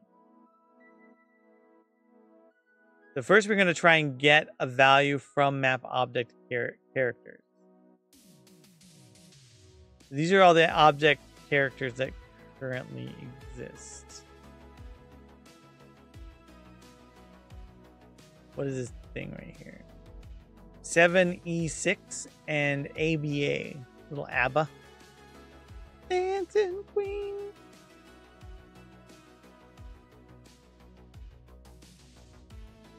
So this is the object that theoretically should exist, because the trigger is interact. So it's supposed to exist. Yes, it does exist. Okay.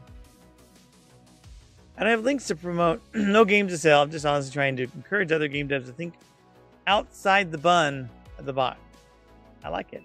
There's a game dever who's making a game about a boat on a river, and they live in a boat. That one's pretty cool too.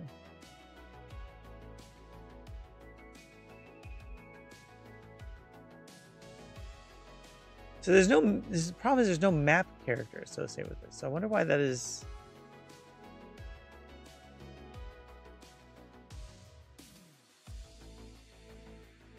Okay, so here's the problem. We're not getting a map character back.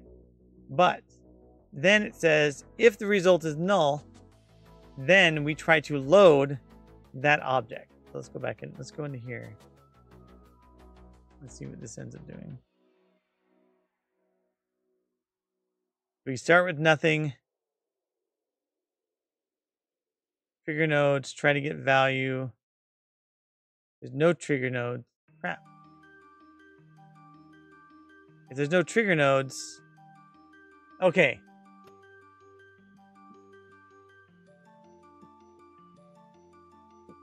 So that's the problem. Somehow something's not being reset on the map. Where the flip is this done here? Trigger nodes equals trigger nodes. Yeah, okay, thanks for that tautology. Give me your nodes. All your nodes belong to me. Come on.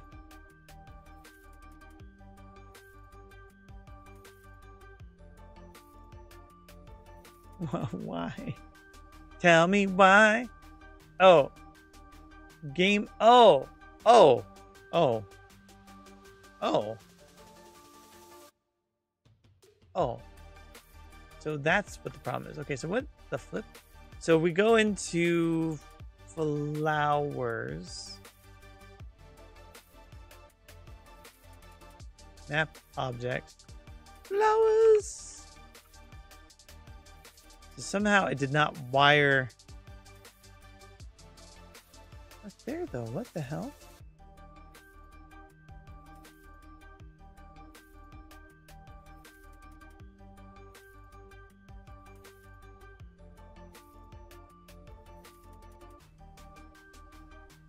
The node is there.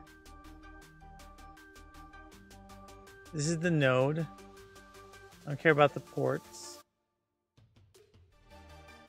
This is the graph. There's the flower. There's that. So that should work. But it said there were no trigger nodes, so it didn't load that data somehow.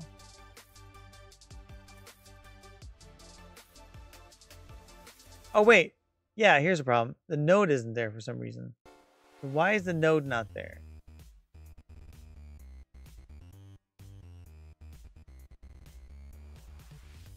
That's the problem. Well, there's your problem. I mean, there's this trigger node. Did I not update the code properly?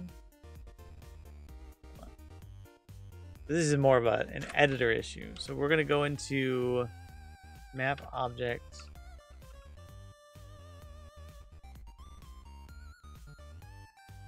Map object event, I think. Okay.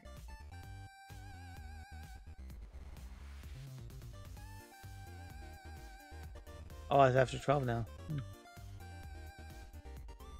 Okay.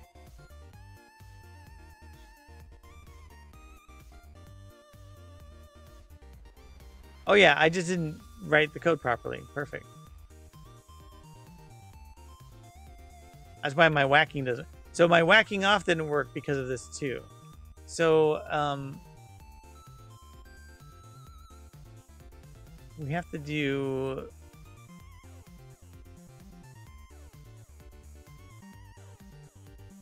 trigger nodes. I think it's a no, it's not a okay, so I'd have to check if it exists first.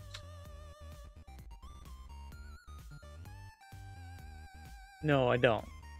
Do I? No. If the current event has that trigger node already, I have to remove it and then re-add it.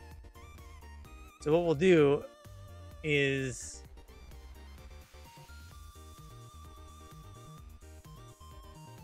crap. This is not trigger. Oh, this is a yes. Okay. So we're gonna remove the trigger, and then we'll re-add it. Okay. Just in case this has it already. Okay. Perfect. Got it. Now I'm clear. No one knows what else is going on, but my head does, so that's fine. As long as my head knows what's going on. So the way I have to connect my code to my nodes, that sounds weird, is these are the objects from Smile Game Builder, and I have the metadata for it. And I have to have this array or list of those objects because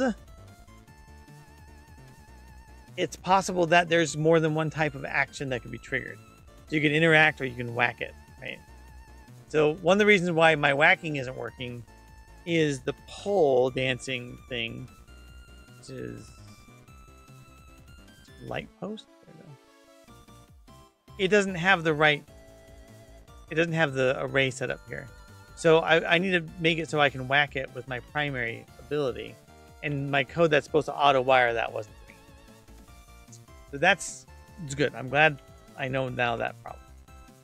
For the moment, I'll stop the debugging. Oh, I did. Okay. So this should fix it? Question mark?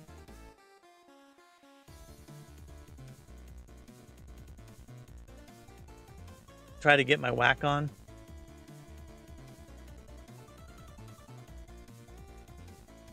Take a minute to build. I don't think I need to make any other changes here. This is just going to affect the editor, basically. This is all editor code. And then I should be able to now whack things with Pyra and pick up flowers. Do the flowers come before you whack it or afterward? I think before, right? Particularly enjoying this inappropriateness. It's like not appropriate, but also just a little wacky.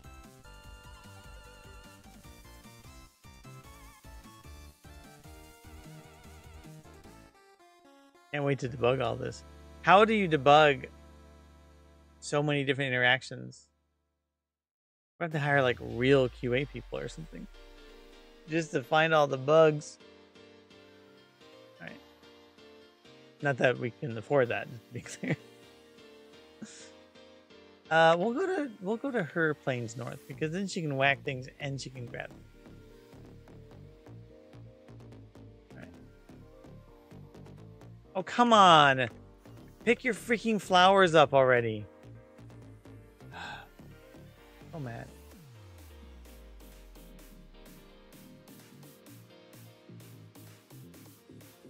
Let's go see if I can whack the poles at least. It's a little jittery for some reason. Whack. Whack. Come on, why are you not whacking? Okay, so my whacking off is still not working.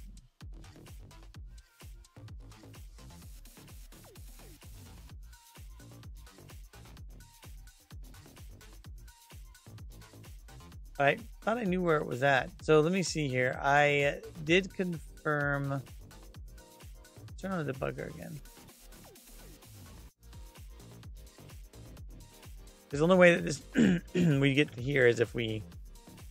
All right, so we found that. So this is getting the object, which is light post. Perfect. Let's see if it's still returning null. Okay, so character result equals null. Triggers. We're getting triggers. Here, we have one trigger. The map character is still null. Okay, so I have to figure out how I get the map character loaded. It's not loading properly. Have a good night, Vern. Did you code your overlay from scratch, or is there another story behind it? You talking about the avatars and stuff?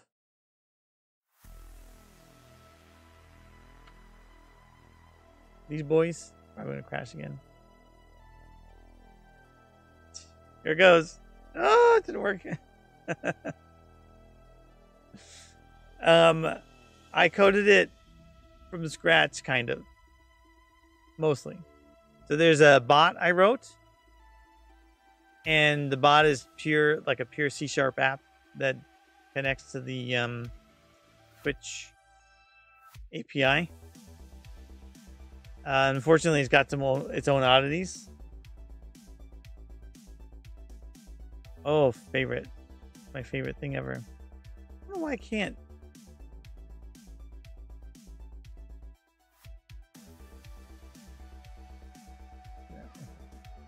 That's, you can see it's actually like, well, it hasn't actually hooked in yet. It's got this weird thing when it's trying to connect that if it doesn't, in the first minute or so, if it doesn't do a sudden like burst, then it's not working. I don't know why it does that. But that's one part of it. And the other part is I use this tool called RPG in a Box. It's like a simpler game editor.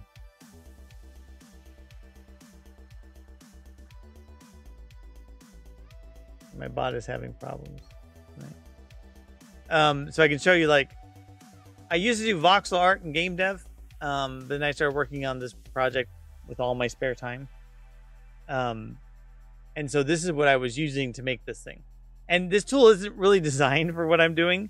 There's no external API. There's no way for me to get data into it other than dropping a file somewhere. It's actually kind of crazy because even with that, I was able to get data in because I could drop a CSV file that it reads and update. And so there's, like, you know, tons of objects here. And if I go to my maps, for instance, I think there's like this is the overlay map. So I just green screened it in, basically. My bot is really not wanting to work tonight. Like, it's supposed to do this, and then once it finishes joining, it goes and it makes that sound. But that's not what happened. Sorry for outing anybody who's just showing up. Instead, it's showing like one person at a time and not doing what I wanted. So, like, if I were to make the avatar show up, it won't load all the things. It's lame. It's lame is what I'm saying. Okay, so the map object triggers are not getting the map object information, but that's okay because we have the triggers. That's actually fine, I think. This will be null. Why is my bot not working? I mean, I must have really hurt its feelings by breaking it. You spent all day on the Twitch API with Godot. I've resigned to waiting until tomorrow before I finally figure it out. Twitch, man. This is a beast. And when I wrote it, I didn't really know what I was doing, which is most of the time when I'm writing code. And I didn't have like ChatGPT or anything, because if I had ChatGPT, I could probably have written most of the commands pretty quickly. Because it's actually not too hard once you figure it out. Okay, so we want to load map game object. Go in here.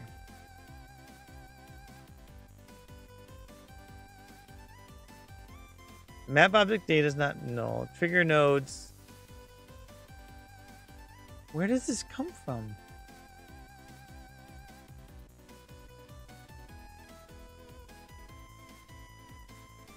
The data's there.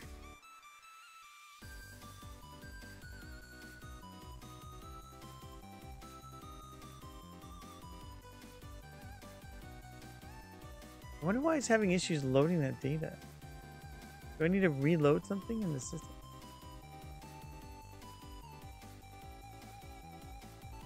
Poor bot. The bot's not doing anything. I mean, I can open it up again, but it hasn't triggered all the users, so it'll be like 2 people or something. I don't know why the bot's being so persnickety right now. It got really mad that I broke it, apparently.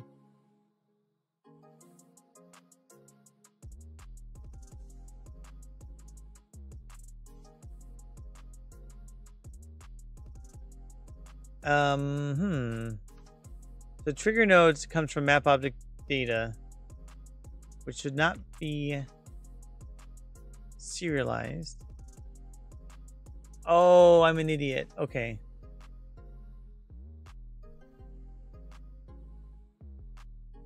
It really shouldn't be serialized. That's the problem.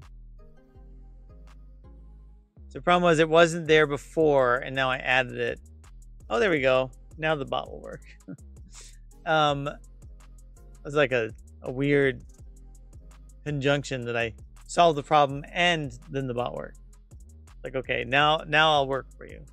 Okay, so anyway, that's what I get for trying to do my massive commands. Okay, so the problem is I have this map object data that is hard coded, and I guess I was trying to save loading time, but by serializing that, it saves it all the time, which is not great. So that might be part of the problem. don't think I need to reload my...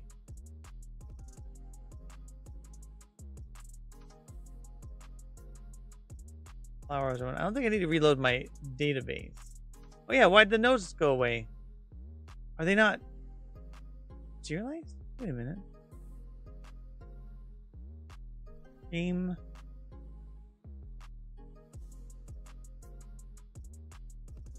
Oh, because that's read only. Oh, schnitz.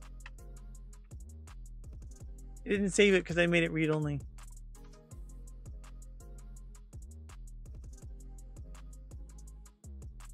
Oh, and I also just unserialized it. Oh. It's fine, I'm an idiot. Okay.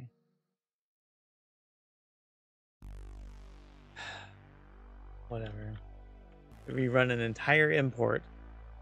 I'm relatively new to coding, 2 years with Unity and Godot. My brain is very slow. I'm pretty sure Twitch is the only thing keeping me from understanding this Twitch integration. Yeah.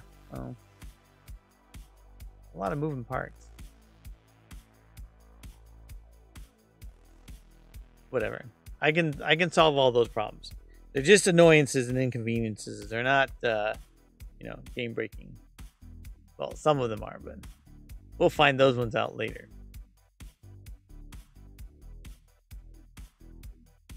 Okay. So meow. I suppose this, well, yeah, I think all the objects now would have lost their serialization. Whatever. So I can go fix this manually right now. We'll make it interact. We'll paste it in there, and then we'll go back to the light post.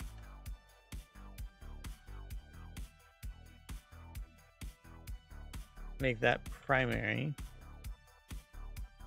Okay. So that this should save it now because they're no longer quote unquote read only.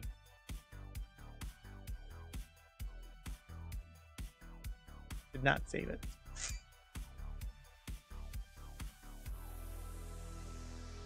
Why no save?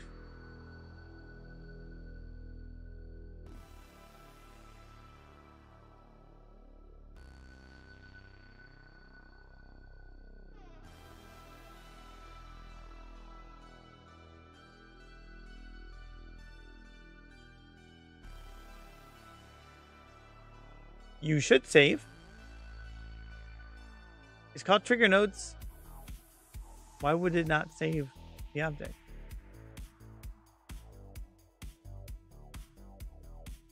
I didn't change any code. Oh, did it not recompile? No.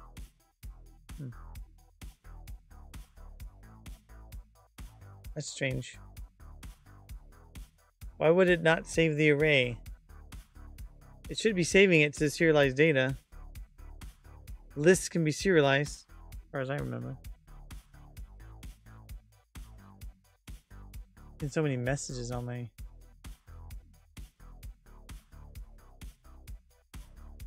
thing.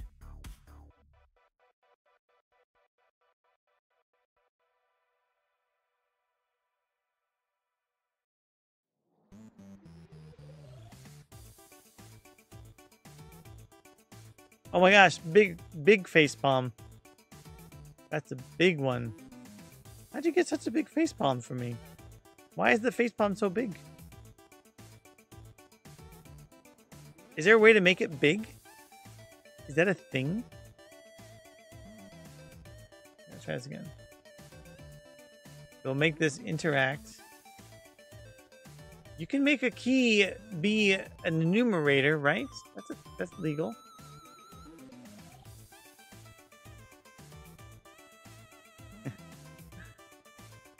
I mean, I've had that problem before, Uwu. Not gonna brag. No, I'm gonna brag for sure. What am I talking about? Why is a serialized object not being serialized?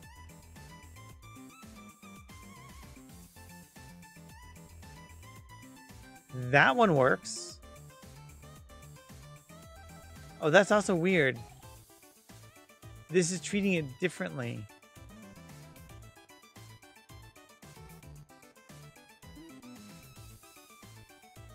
because it has to be a certain type of object, I guess. So it must be that it's not creating the object type correctly. So the smarter move would be to go fix it on the graph than to sit here and futz with something that's not supposed to be edited. If I go in here and delete that, just make another map object event. I go to flowers.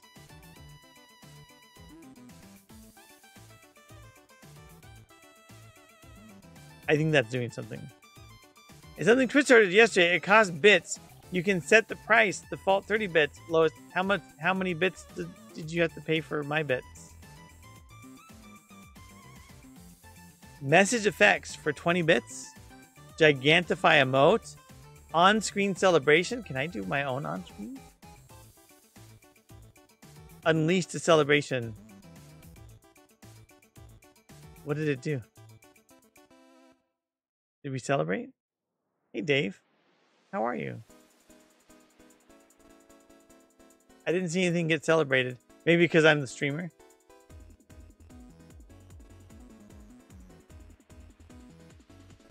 Good evening, Dave.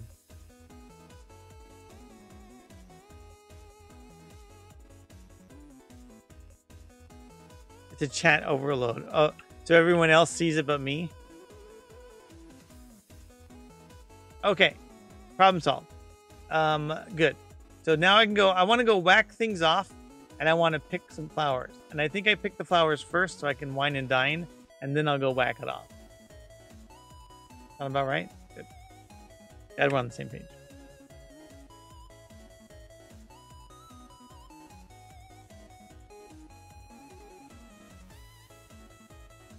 It's after 12. I can say whatever I want. NSFW.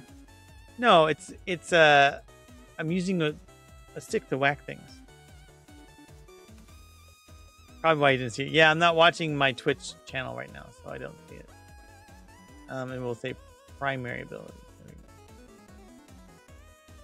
So let's go make sure that my whack ability is there. If I was going to see that light post, it should be like, that's a whackable light post. Let me tell you. I didn't remove that one, though. That's weird.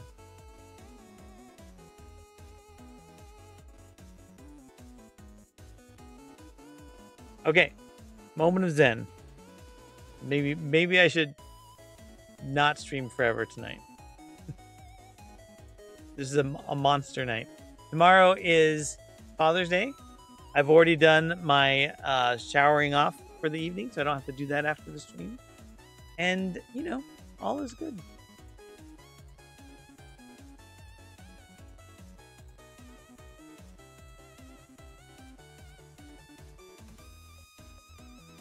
Yay, I picked up a flower.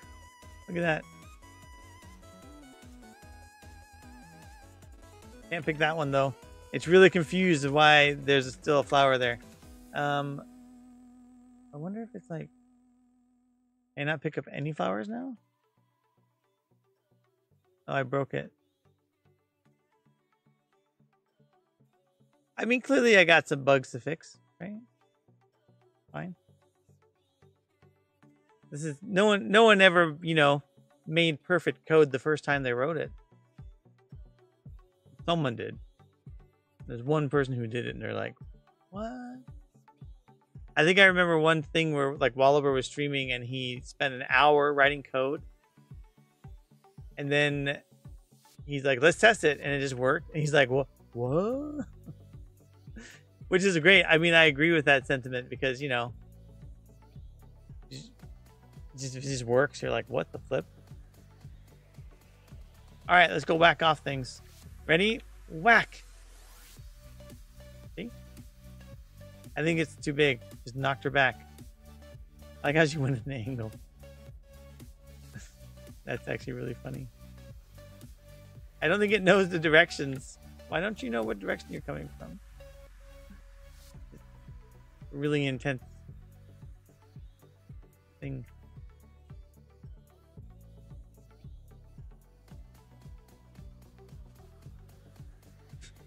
I don't know why it's doing it at an angle. That's very strange. I'll have to figure that one out too. Okay, well at least I got that thing sort of figured out. I think I also have a thing where I made the map game objects do a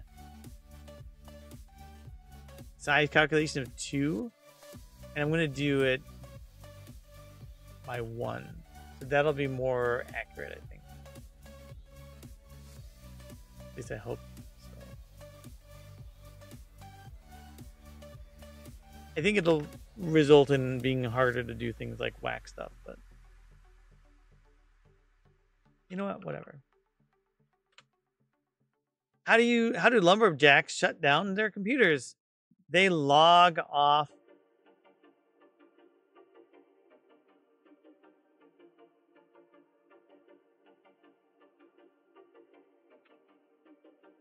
What do you call James Bond taking a bath? 007. I don't recall seeing that one. I kind of like that one. Never marry a tennis player. Love means nothing to them. I like that one. I've heard that one before. Some guy just hit me in the face with a block of cheese. How dare he? Did you hear about the explosion at the cheese factory? There was debris everywhere. No. There was debris everywhere.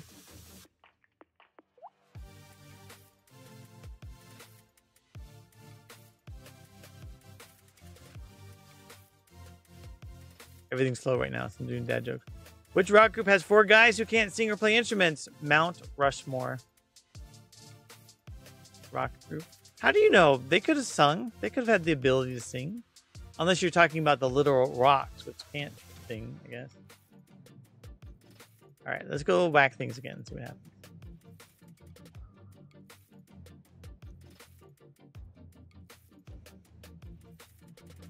Only thing left was debris. That works too. Whack. Oh, come on. I just whacked you. Yeah, she's got some weird whacking things going on. Seems pretty whack, yo. Now she really can't hit it. She can't hit the broadside of a barn. Jeez. Whack that pole, baby. Hey, I just whacked you. And this is crazy. But here's my whacker. So call me maybe. What I really want to do is determine the whacking based upon a collider rather than on Smile Game Builder's nonsense.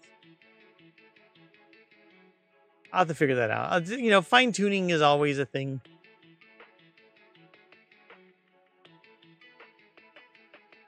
What's that face about?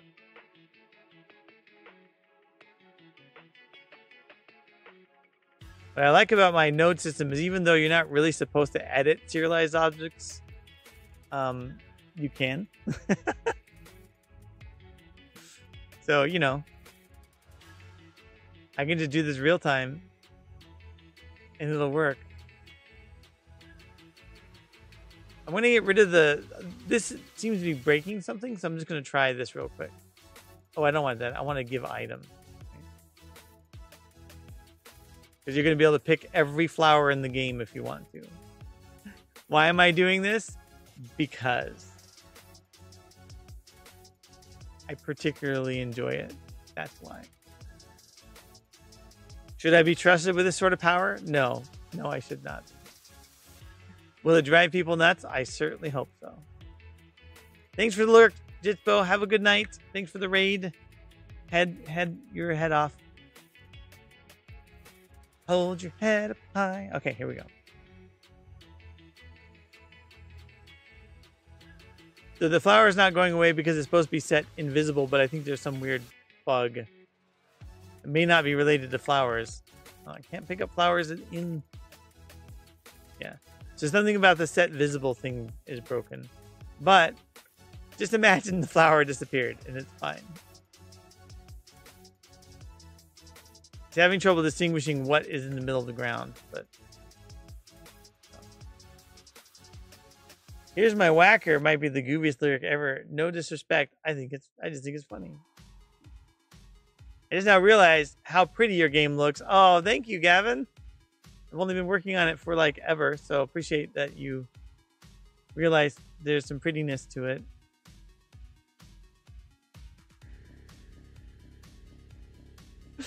That goes back to when I started my stream, I was just doing chat mode.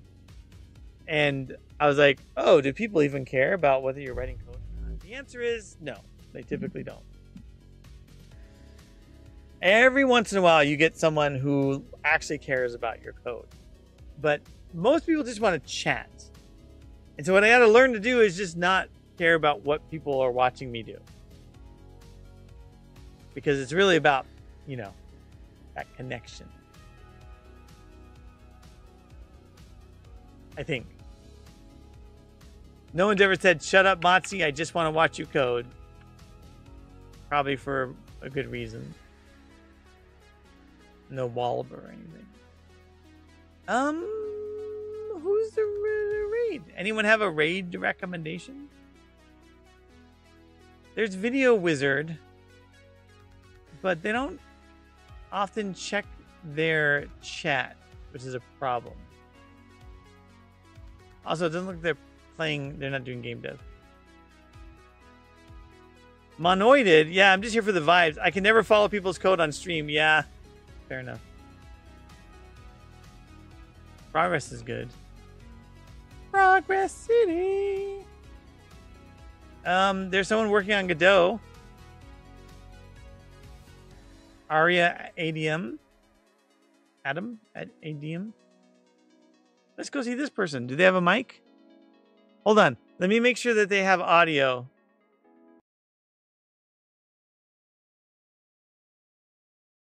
Audio.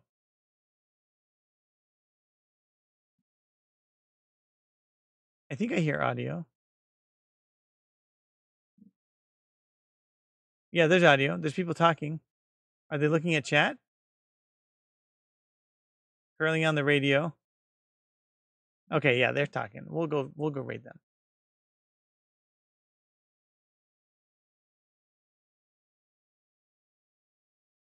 I already picked somebody. I just picked someone from the screen, the front thing. Let's go raid this person here. Mature audiences, so make sure you're extra mature. I feel like mature audiences implies the opposite.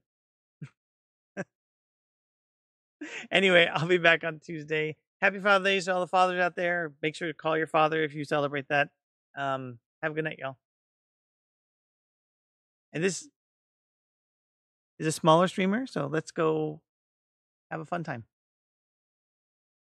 Bye.